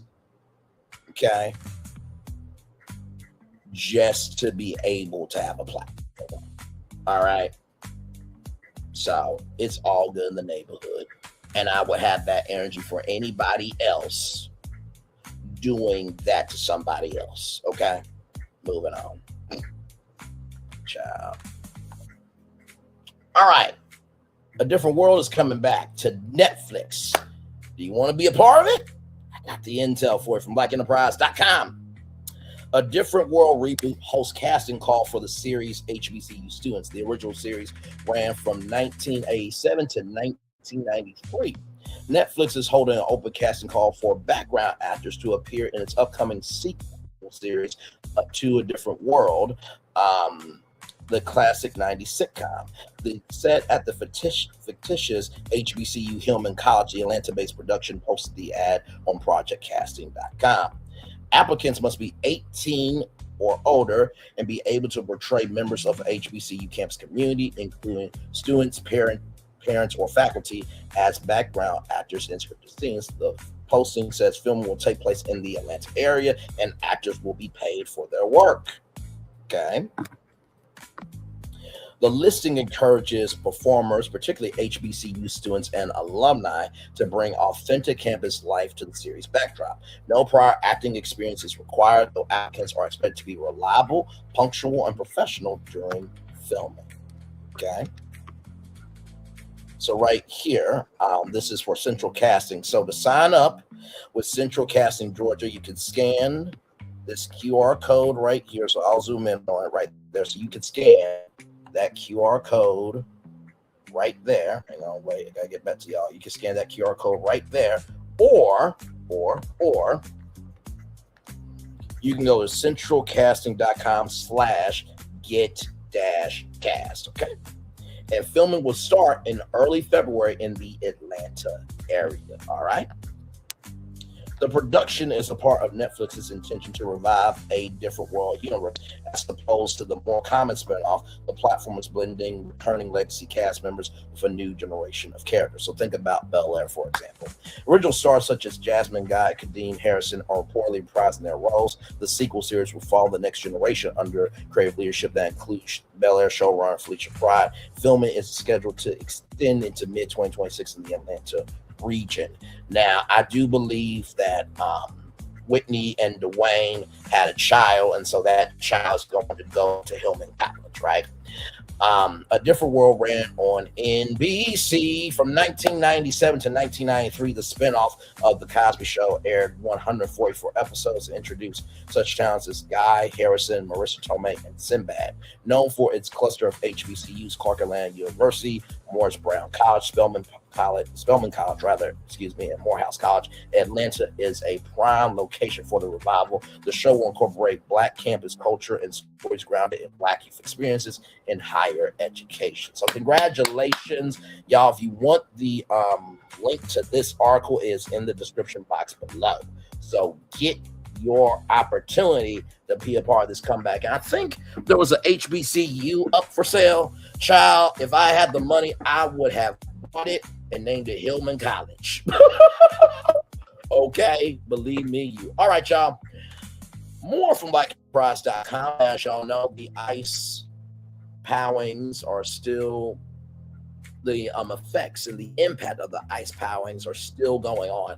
But child, there are two voices giving their takes. And wait till you hear who. Okay, here we go. Let's get to it. From BlackEnterprise.com, once again, yes, indeed, there as technology catches up to us. Here we go. Marjorie Taylor Greene. You're all being incited into civil war. The powing is added to a long list of wrongs the former MAGA follower encourages both Democrat and Republican leaders to make right. The former Georgia Republican Congresswoman Marjorie Taylor Greene isn't backing down on her fight for political transparency, calling on her past MAGA colleagues to take off their political blinders as she warned of the latest Minnesota powing as the potential start of the Civil War. Taylor Greene expressed her interest for her support rather for law enforcement, particularly ICE agents, the pushback against the narrative, the pushback against their involvement rather in the powing of 37-year-old ICU nurse Alex Preety, pushing against the narrative that he posed a threat to federal officers because he was armed. I unapologetically believe in more security and deporting criminal illegal aliens. I support law enforcement. However, I also unapologetically support the Second Amendment, the former MAGA loyalist said. Legally carrying a firearm is not the same as brandishing a firearm. Then she took a trip down memory lane to January 6th, 2021, when dozens of armed insurrectionists threatened lawmakers and subsequently took over the United States Capitol. Greene noted that many Republican leaders, including President 47, defended the group and their Second Amendment rights. She questioned if it was okay then, it should be the same for Preety. I know, right?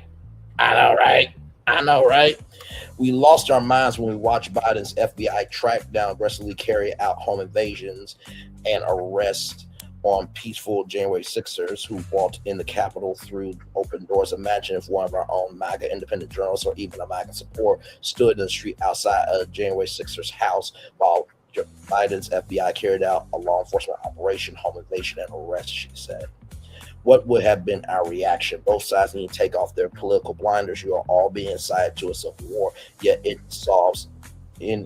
none of it rather solves any of the real problems we all face, and tragically, people are dying. 47 stands on Preety differentiates from January 6th.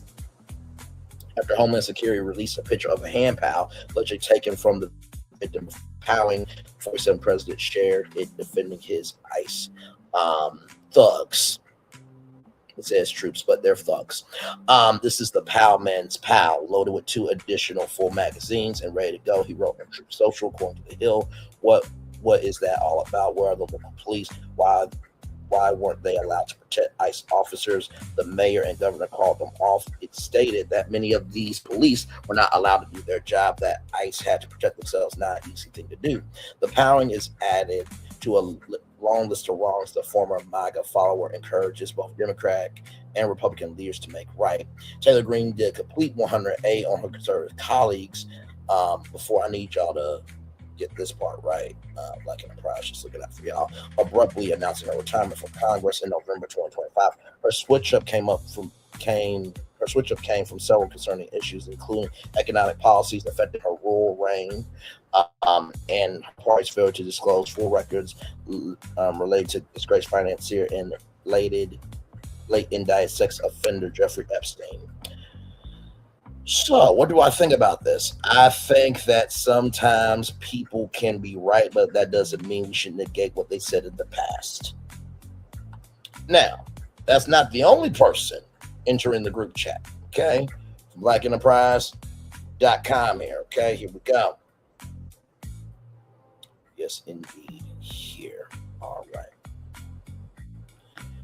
Y'all, I know what you're thinking. Wait, what? Yes, the NRA. Yeah, the NRA. The NRA has entered into the group chat, condemning ISIS's dangerous and wrong narrative after the Minnesota Powing. The National Rifle Association, the NRA, is calling for full transparency from the 47 administration. Okay. Following the deletion of Minnesota, ICU nurse Alex Preety at the hands of U.S. Immigration and Customs Enforcement ICE agents, the National Rifle Association, the NRA, is calling for full transparency from the 47 administration, saying there is a dangerous and wrong narrative taking place against POW owners, Fox 9 reports. The Department of Homeland Security posted an image of a 9mm semi-automatic hand POW on Twitter that they allege was found on Preety, creating the image that the victim was attempting to harm agents. First Assistant U.S. Attorney for the Central District of California, Bill Esailai, reposted an image saying if you approach law enforcement with a POW, there's a likelihood they will be legally justified in powering you. That's when the NRA chimed in, calling his remarks dangerous and wrong. Responsible public voices should be awaiting a full investigation, not making generalizations and demonizing law-abiding citizens, the organization responded. This sentiment from the first assistant U.S. attorney for the Central District of California is dangerous and wrong. Responsible public voices should be awaiting a full investigation, not making generalizations and demonizing law-abiding citizens. Okay. The Constitution, particularly the 2nd, 4th, and 14th Amendments, prohibits officers from powering citizens for merely possessing a weapon that is not an immediate threat. This was reaffirmed in Graham versus Connor, which says force must be reasonable. And then there's supreme.justice.com, justice.gov, and Wikipedia as well. The 37-year-old nurse was deleted after allegedly being powed repeatedly while being taken face down to the cold Minneapolis ground during a protest, while Border Patrol Commander Gregory Bovino, who is going to be retiring all of a sudden, defending the officer's usage of deadly force, actually blamed Preety for allegedly having a weapon on him. Minneapolis police confirmed he had a license to carry. Video footage of the incident proves the opposite, as it appeared the victim was disarmed prior to being taken down. While the National POW Rights Organization first pushed blame on Governor Tim Walz, calling him a radical progressive politician who incited violence against law enforcement officers who are simply trying to do their jobs, POW rights advocates and experts are surprised to see organizations and federal officials using the narrative against the victim. They stood up in court and tried to push back against state laws that regulate firearms access, use, carry.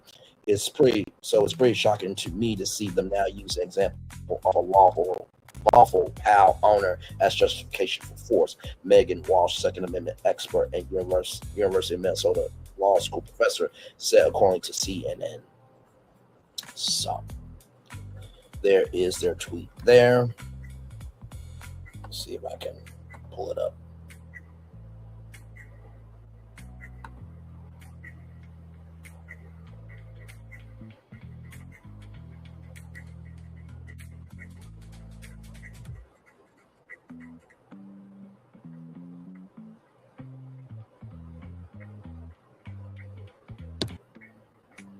Okay, also here is this here.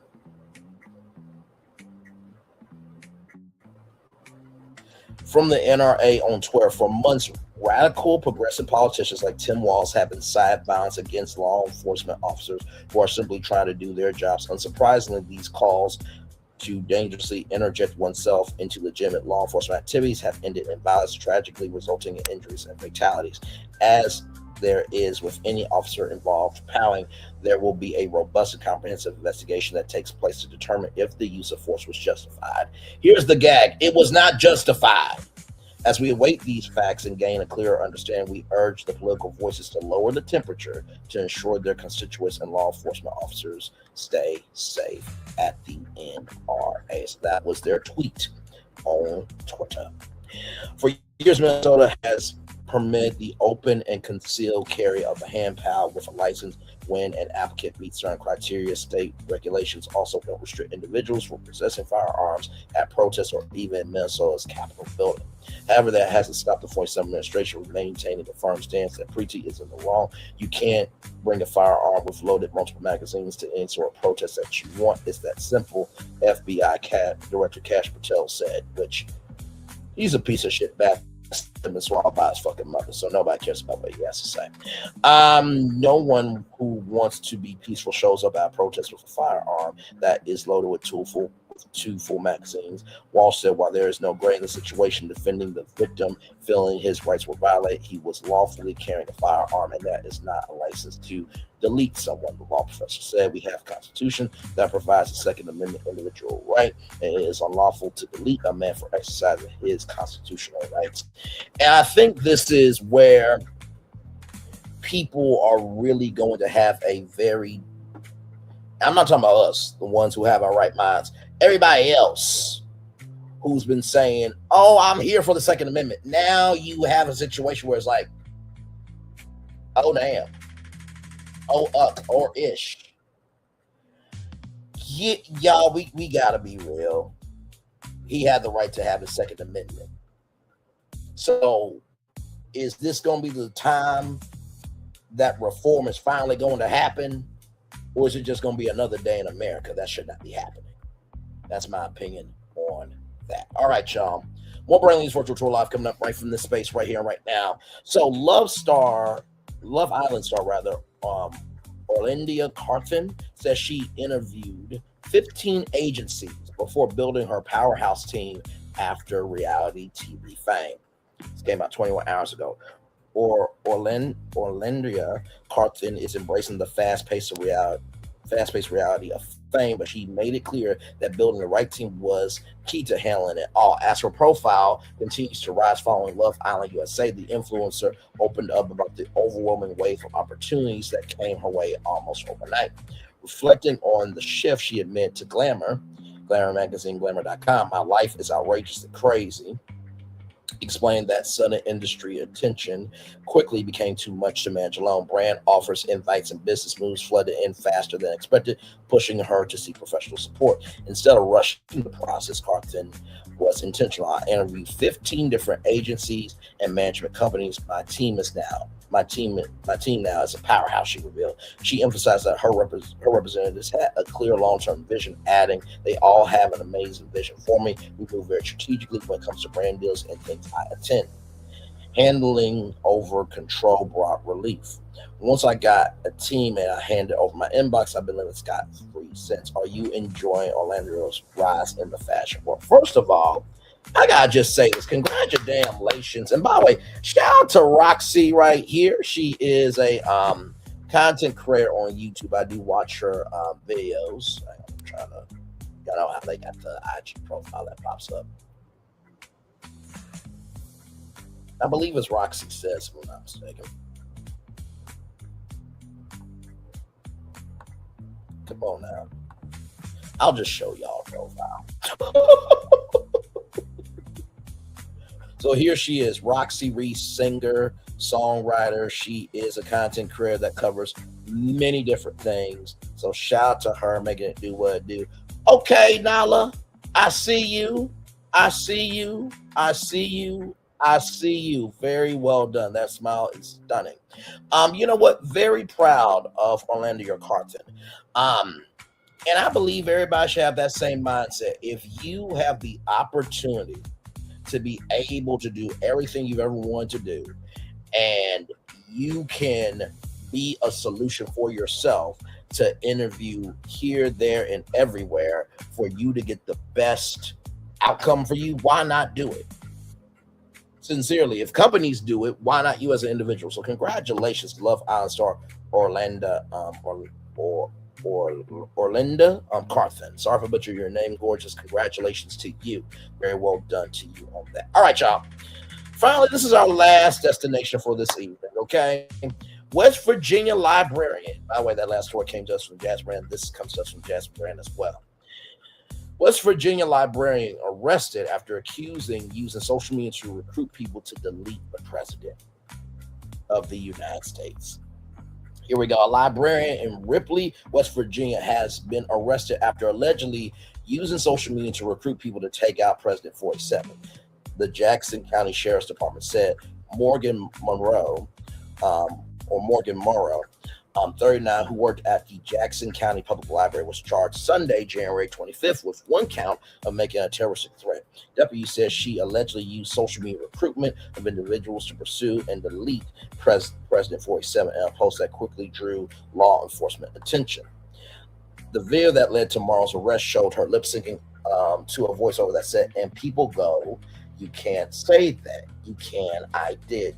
She allegedly wrote over the TikTok, "Surely a sniper with a terminal illness can't be a big ask." Out of 343 million, and added in the caption, "Luigi can't save us all." The Jackson County Public Library addressed the incident in a statement on Facebook. Comments recently made by an employee do not reflect the mission, values, or standards of conduct of our organization. We take our responsibilities to the public and our support seriously and are committed to professionalism, respect, and integrity in all we do. The investigation is ongoing. Now, I'm going to just say this, right? Violence should not be happening on either side of the political aisle, either side of the cultural aisle, either side of any aisle, right? And if we all remember when the president first almost got deleted, right? It was a white guy that did this, right? And most of the mass powings have been white people. Sure, a few minorities here and there, but mostly white people. And I'm not going to go down the list of what the president has done. I think everybody knows. As much as the president has done this, that, and the third, get them sons of bitches off the field. You want to delete the Central Park 5.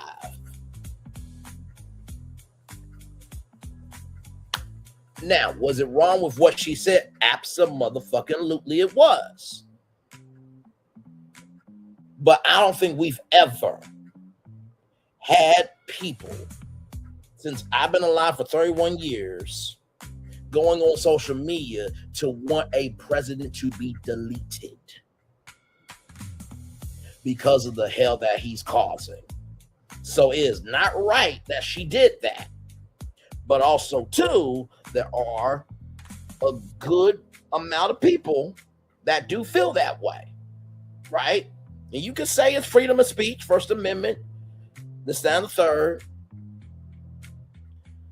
But this also goes to show how broken we are, that it is taking this type of space for people to realize, oh, we really fucked up. Right? So that is my take. It is wrong, what she said, what she did, and everything in between. But also, too, there are a lot of people that wish 47 would just go away socially and otherwise. I remember saying this about O.J. Simpson when he passed away, and we covered it live here on Brainley's Virtual Tour Live. There are people who lost a dad, a brother, an uncle, a cousin, a nephew, everything in between. But there were some people that were also happy that he was no longer here.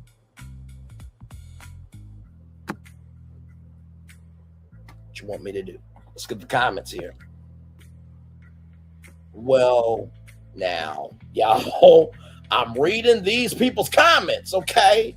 This comment says, well, he shouldn't be alive, so I don't see the issue. Let her go. She's doing God's work. She's a hero. Let her go. I don't believe this for 1 second. That sweet and innocent lady was organizing a charity event for the underprivileged. Not you flipping it around, child. We support this message. That's a hard 39, but please free her. Protect this person. Nah, sis, her heart was in the right place. She a hero. Free her. And then a hero comes along with the strength to carry on. Y'all not going to use Whitney Houston like this. We're not doing this. No, free her. Help our good sis out. Everyone passed the vibe check. I'm with her. So as you can see, the culture is saying that is our sister. You come for her, you come for us. Okay? So that is the show. I'm going to turn off my camera now because we've done the whole show for over an hour. Yes, we have. Child, we're going to take a commercial break because I need one, you need one, and we all need one. This one was a knees, weak, arms heavy like spaghetti type of show. We're going to take a commercial break and we'll be back right after this. We are live on tour. Like, comment, share, subscribe. We'll be back right after this.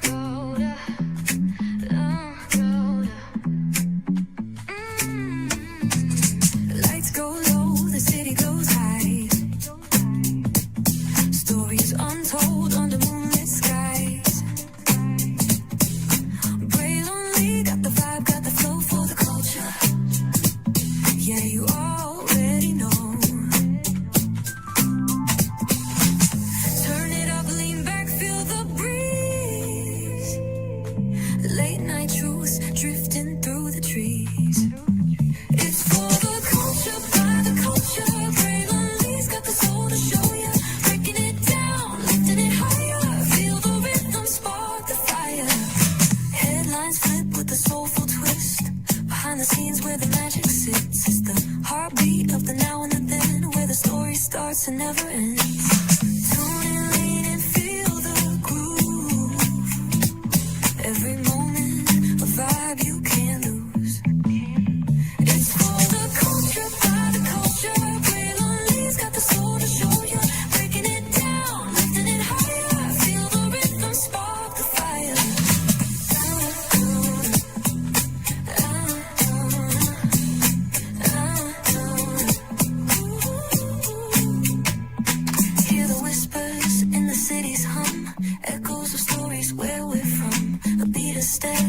So clear, the pulse of us, it's all right here. We got soul, we got flavor.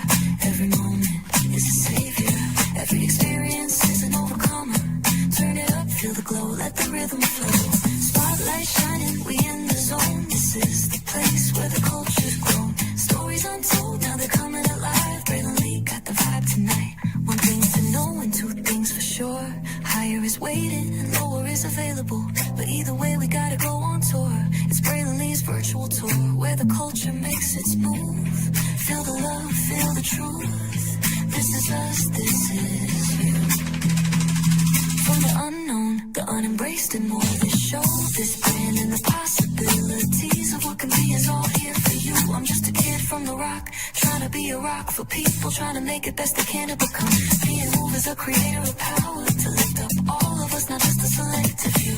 For the culture, by the culture, here we be, Braylonly, bringing life to your screen. Feel the soul, feel the truth, we're free, trust and believe. It's entertainment, news done away with. Braylonly, spotlight sharp like a diamond shine. We see the stars, but the stories align. Deep in the soul where the heartbeats find. The pulse of the people redefining time. Just a pro tip, people have to earn the right to hear your story, but in addition to that, people have to earn the responsibility to be a part of it. Because we are not seen by everybody doesn't mean we are not been seen by who needs to see us. Noise equals attention and sound equals purpose. Anybody can be a creator, but it takes a somebody to be an artist.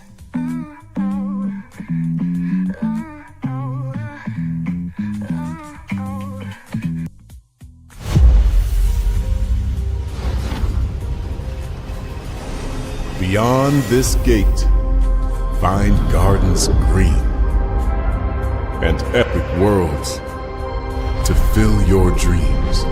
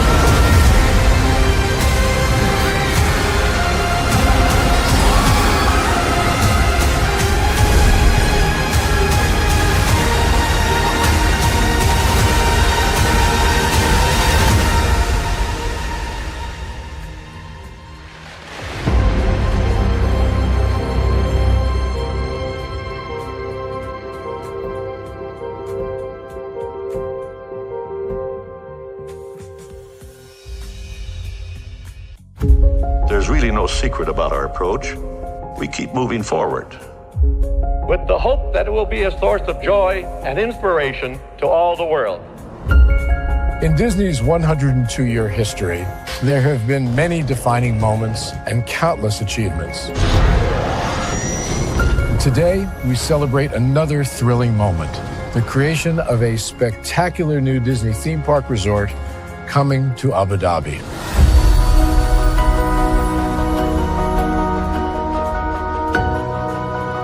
Abu Dhabi is a place where heritage meets innovation, a place where we preserve our past while designing the future. Bringing a Disney theme park resort to Yas Island, Abu Dhabi marks a historic milestone in our journey as a global family destination. The 7th Disney theme park resort destination represents a new frontier in theme park ambitions. Our resort in Abu Dhabi will be the most advanced and interactive destination in our entire portfolio. The location of our park is incredibly unique. It's anchored by a beautiful waterfront, which will allow us to tell our stories in completely new ways. Ultimately, this project will be a celebration of what's possible when creativity and progress come together. What we are creating with Disney in Abu Dhabi is a whole new world of imagination, an experience that will inspire generations across the region and the world. This collaboration represents a powerful fusion of Disney's unmatched legacy in storytelling and mirrors commitment to bringing world-class entertainment to our guests. Abu Dhabi's vision for the future is to create a legacy for generations to come. Disneyland Abu Dhabi will be authentically Disney and distinctly Emirati. An oasis of extraordinary Disney entertainment at this crossroads of the world. It will bring to life our timeless characters and stories in many new ways, becoming a source of joy and inspiration for the people of this vast region to enjoy for generations to come.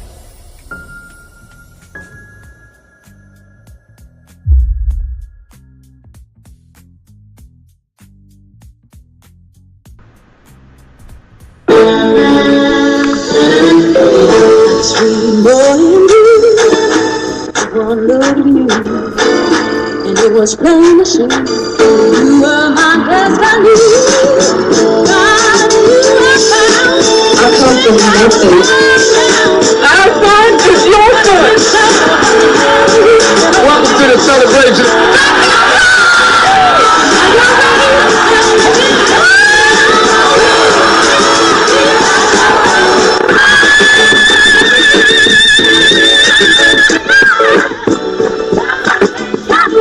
We all we got.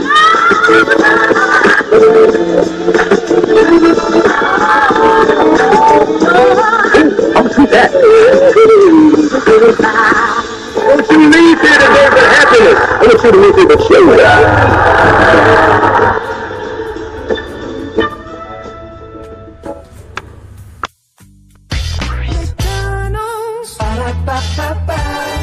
I'm loving it. And I am loving y'all right back. Welcome back in the Brayley's virtual tour live. Y'all, listen. What a show tonight. I told y'all were going to get a show. I know what you're thinking. We went from Glam bot drama to somebody wanting to delete the president of the United States all in the same damn show, and did. Okay, listen, I'm just going to keep it a buck with y'all. I said everything I meant and meant everything I said. I think it is a tragedy, a disgrace, and a damn shame that we are more about looks than about responsibility. We are more about looks than responsibility. We are more about how something looks than being responsible for what we create. Okay? All right, moving on. So, Cole Walliser, first of all, to lie and say that you're a creator when you're just the director. Point. Strike one. Strike two was the response to that woman. Point. And bruh, it was a week later. I understand you needed time, love, grace, and space to be able to figure out your response, but there has not been a private apology done yet. So point, 3 strikes, bro. Now I don't think it's over for you, but I do think you need to be responsible for what you said, right? With Angel Massie, I don't think it's right. I don't think it's cool. It is beyond disrespectful to leave Google reviews just because of a reality TV show. Like, what are we doing? And like I said, when karma comes back around with that quickness, don't say shit when your rating on Google goes down to shit. Okay. All right, moving on. And I do hope that Angel and Bobby are made whole from this. And honestly, to tell you the truth, I think this gives Britt Edie some fuel, honestly, for her lawsuit. And I think Angel got every right to sue Bravo. I really, really do. And I would sue Wendy. Well, Wendy and Eddie could be going to jail, but I would still sue them. Sue Giselle Bryan. Sue Wendy Osefo and Eddie. Sue Giselle. Sue Stacy. Sue Ashley. And sue Binder bitch Monique. Sue those 5 heifers. And the heifer means a cow, before y'all get upset with me. And take them for every fucking thing they got. Okay. All right, moving on. We discussed kink tonight and how Black Gen Z is open to kink. And by the way, there's a great show called How to Build a Sex Room on Netflix with Melanie Rose, and she creates these amazing sex rooms. But it's really not for sex; it's more for the intimacy of what can be created between a couple in that room. So it's a great, great series. It's called How to Build a Sex Room. And I'm still waiting for a season 2. Okay, still waiting for a season 2. A Different World. Shout out to that. Love, grace, and space to that. I hope it's a very, very, very, very, very, very successful comeback. I really, really do. Yes, indeed, I do. And like I said, if you want the intel on how you can be a background actor, the link to the Black Enterprise article is down below.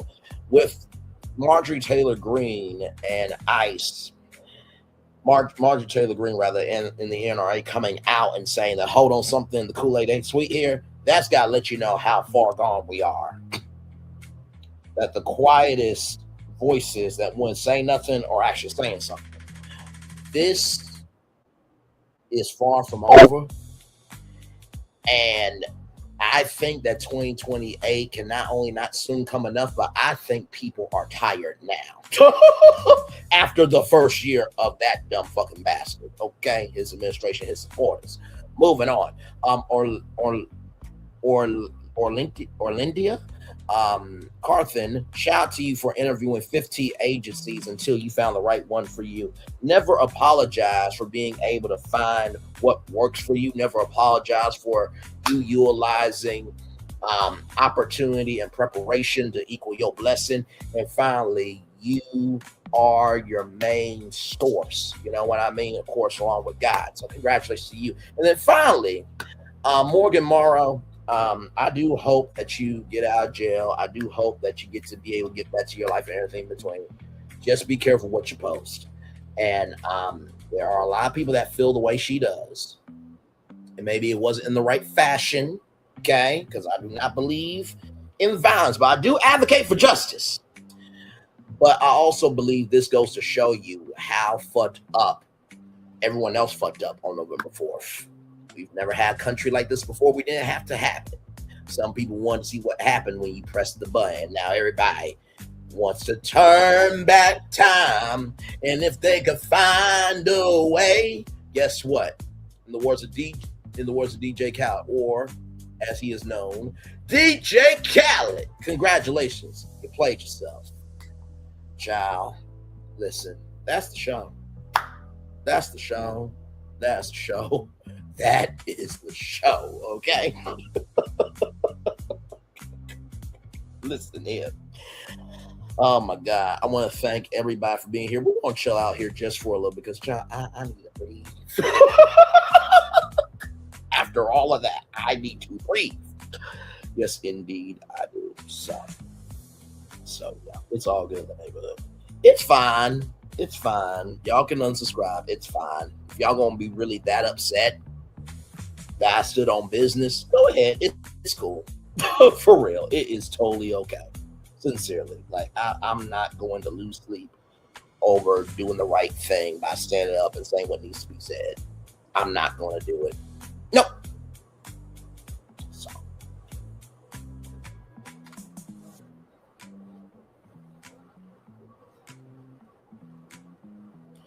Ciao. Everything will be a-okay. And like I said, this is not going to be the biggest issue of 2026. But it is quite sad, disgraceful, and just downright tragic to unsubscribe because somebody is standing on business. Don't we ask that of each other? Stand on business, stand up for something, be about something. So it's a crime to do the right thing. Child, like I said, thank God the people in the civil rights movement were the people in the civil rights movement. Don't make no damn sense. So yeah, we'll chill out here until maybe 2:07, and then I'll give y'all the daily motive there. Then we'll head on out. Yes, indeed. Hey, one person, welcome in. Glad to have you here. Hopefully you're staying warm wherever you are if it's cold. And if it's too cold, I hope you always say, if you're hot, stay cool. And if you're cold, I hope you warm up. There it is. That's what I'm going to say.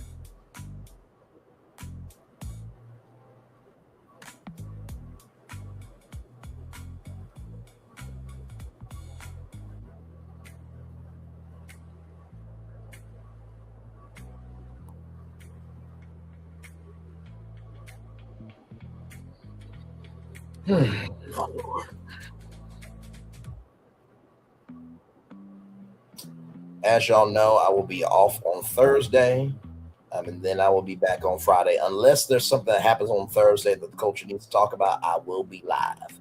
But besides that, I will be off. Okay. So yes, indeed.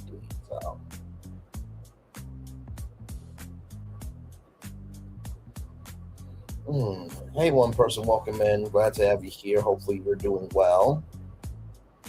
Yes, indeed.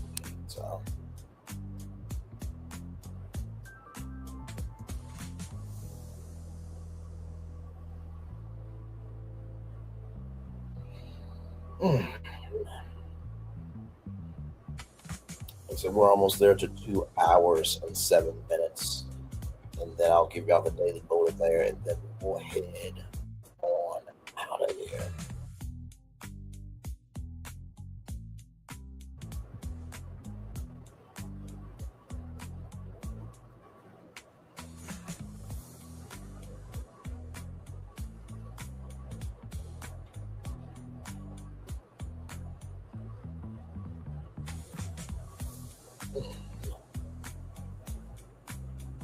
Hey, one person, welcome in. Glad to have you here. Thank you for being here.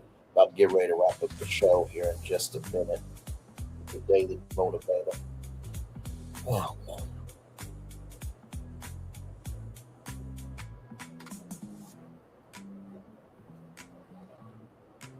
All right, let me get that up for y'all here. Oh, Lord. All right. Here we go. Here we go. I'm going to come on camera for this one, y'all, because it looks like we might need it. All right. Here we go, y'all. Here we go.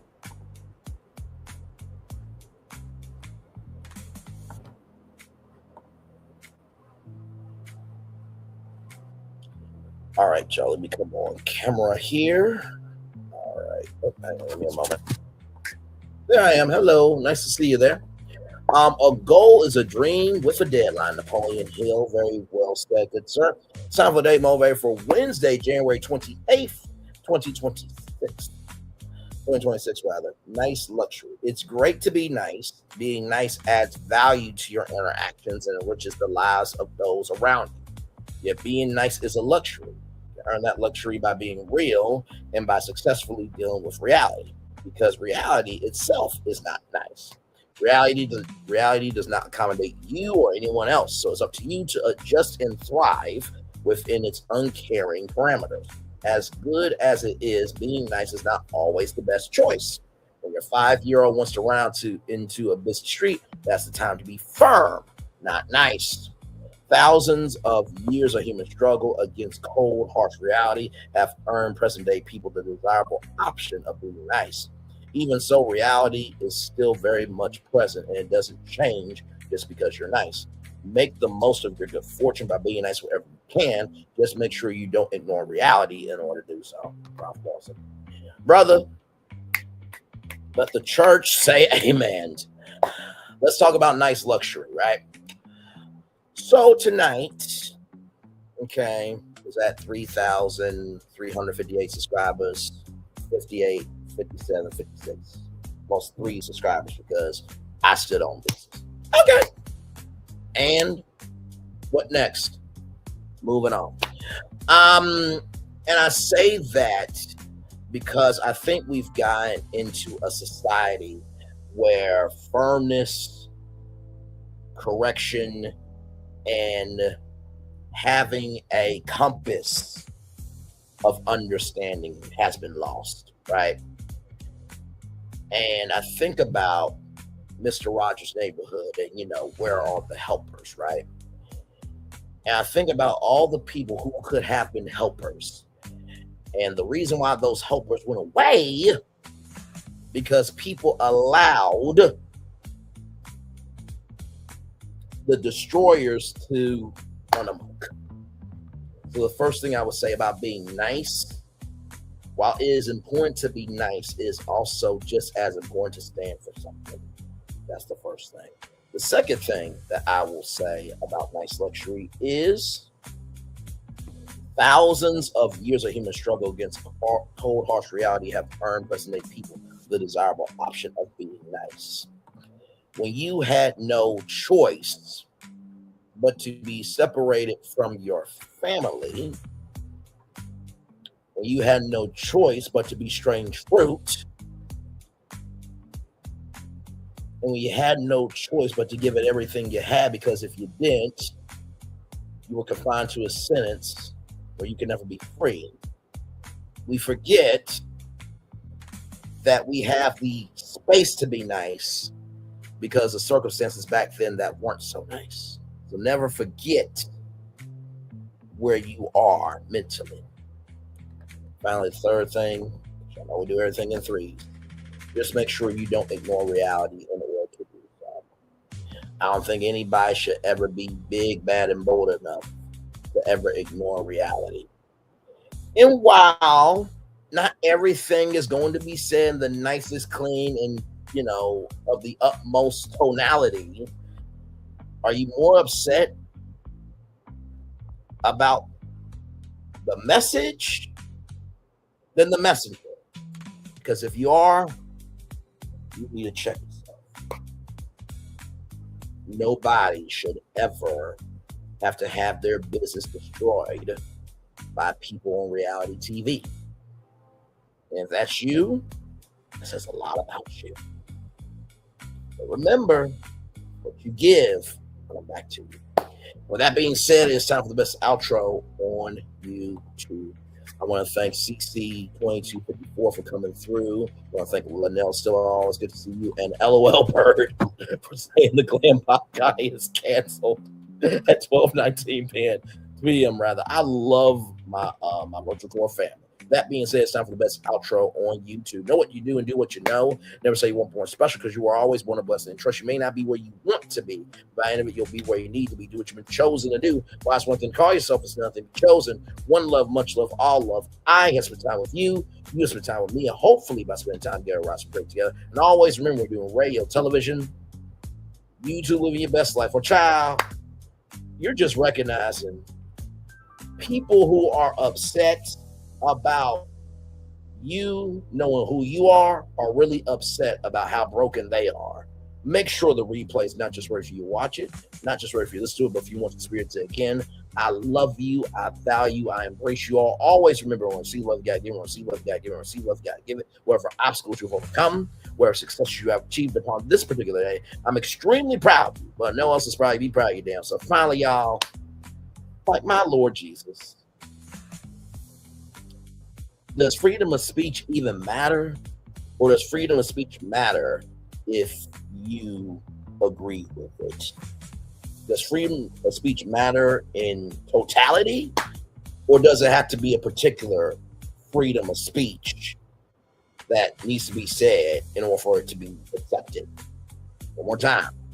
Does freedom of speech matter in totality? Or are we being selective? Somebody give me an answer. I'll be waiting. Commercial break and fireworks away for the day. That was for the day that's come from us. Is on one for you, me, and all of us as a society, as a people, as a culture. I feel the love. I feel the love. And I'll send it right back to you. Good night, everybody. Love you. Bye.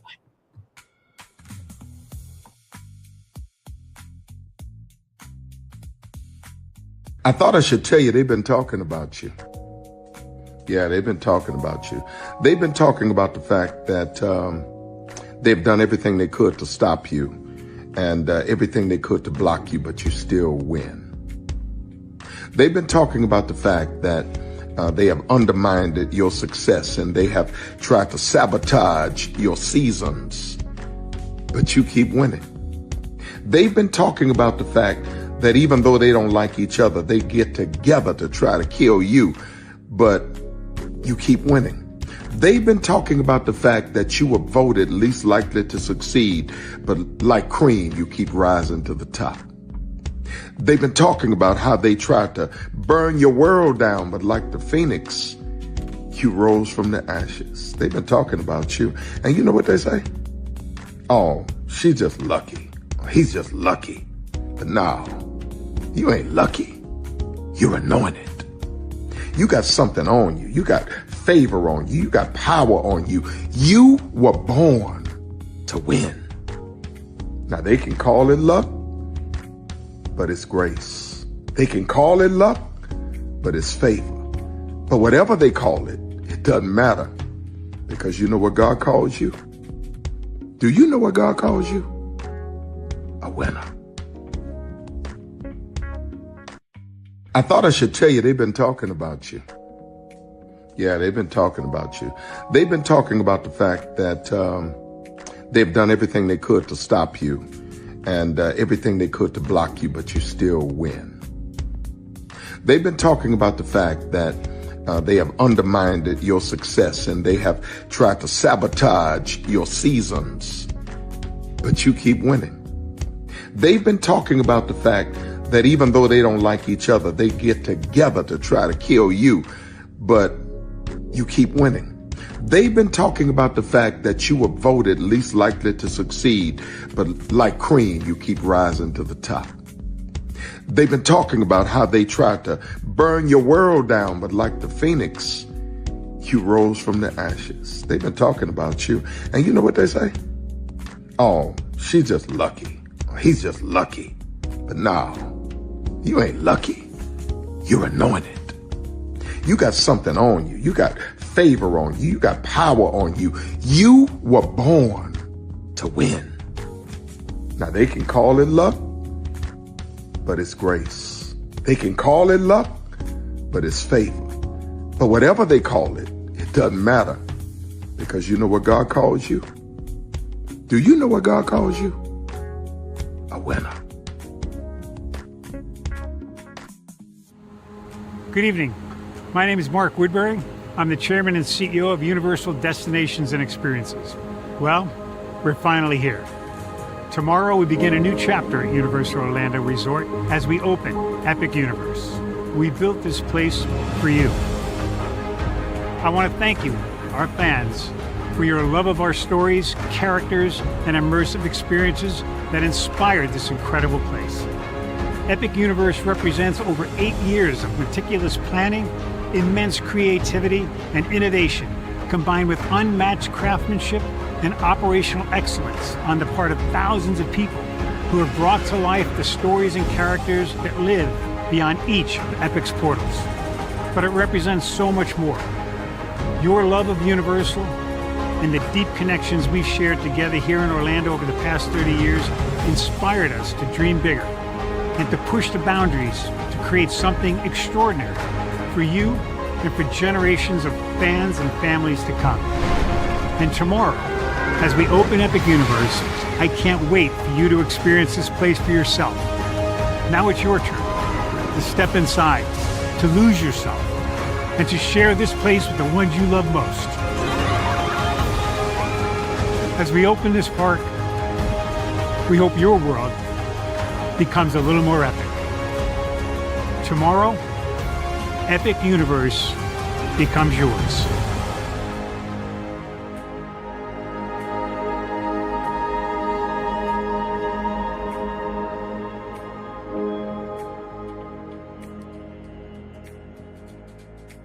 Are video games getting too expensive? This episode, we want to find some common ground because the CEOs want to raise the price even more. Not with these broken ass games. $5 million. That's how much San Andreas costs to make. Is it their fault for selling or our fault for buying? Corporations claim all this stuff. Devs say otherwise. Sports gamers, cozy gamers, whatever you call the people who play Power Wash Simulator. I think it stings a little bit more because I'm spending my actual money and my mom is not. Imagine they get rid of all movie theaters and then charge you the same price to watch the same movie at home. That's like every streaming service. Like, it doesn't have to be the longest of games, but am I having fun with it? This is Lex. I'm Ronell. Let's get right into it.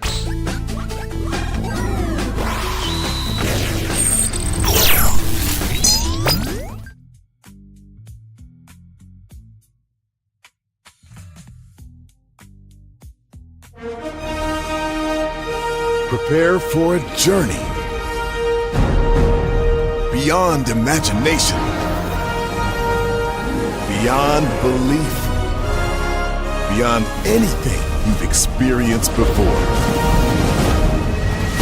Universal Epic Universe, a new theme park where you'll step through extraordinary portals to 5 immersive worlds. Prepare for a cosmic voyage of discovery, an isle of fire-breathing excitement, a shadowy world of monsters and mystery, new wonders in the wizarding world, and a new way to play. Plus the splendor of a magnificent resort hotel overlooking the park. It's all new excitement at Universal Orlando Resort. A week's worth of vacation thrills with 4 amazing theme parks, a variety of spectacular themed hotels, and incredible dining and entertainment. It's all at Universal Orlando Resort, where you'll find new adventures every day. Explore the astonishing worlds of Universal Epic Universe at Universal Orlando Resort. Because here's the thing, a good streamer can find other content. Because here's the thing, a good streamer can find other content. Because here's the thing, a good streamer can find other content. Because here's the thing, a good streamer can find other content. Because here's the thing, a good streamer can find other content. Child relevant over there doing his thing, minding his GD business, staying out of trouble, trying to get the folks some positive stuff to talk about, besides lying all the damn time. Child relevant over there doing his thing, minding his GD business, staying out of trouble, trying to get the folks some positive stuff to talk about, besides lying all the damn time. Child relevant over there doing his thing, minding his GD business, staying out of trouble, trying to get the folks some positive stuff to talk about, besides lying all the damn time. Child relevant over there doing his thing, minding his GD business, staying out of trouble, trying to get the folks some positive stuff to talk about, besides lying all the damn time.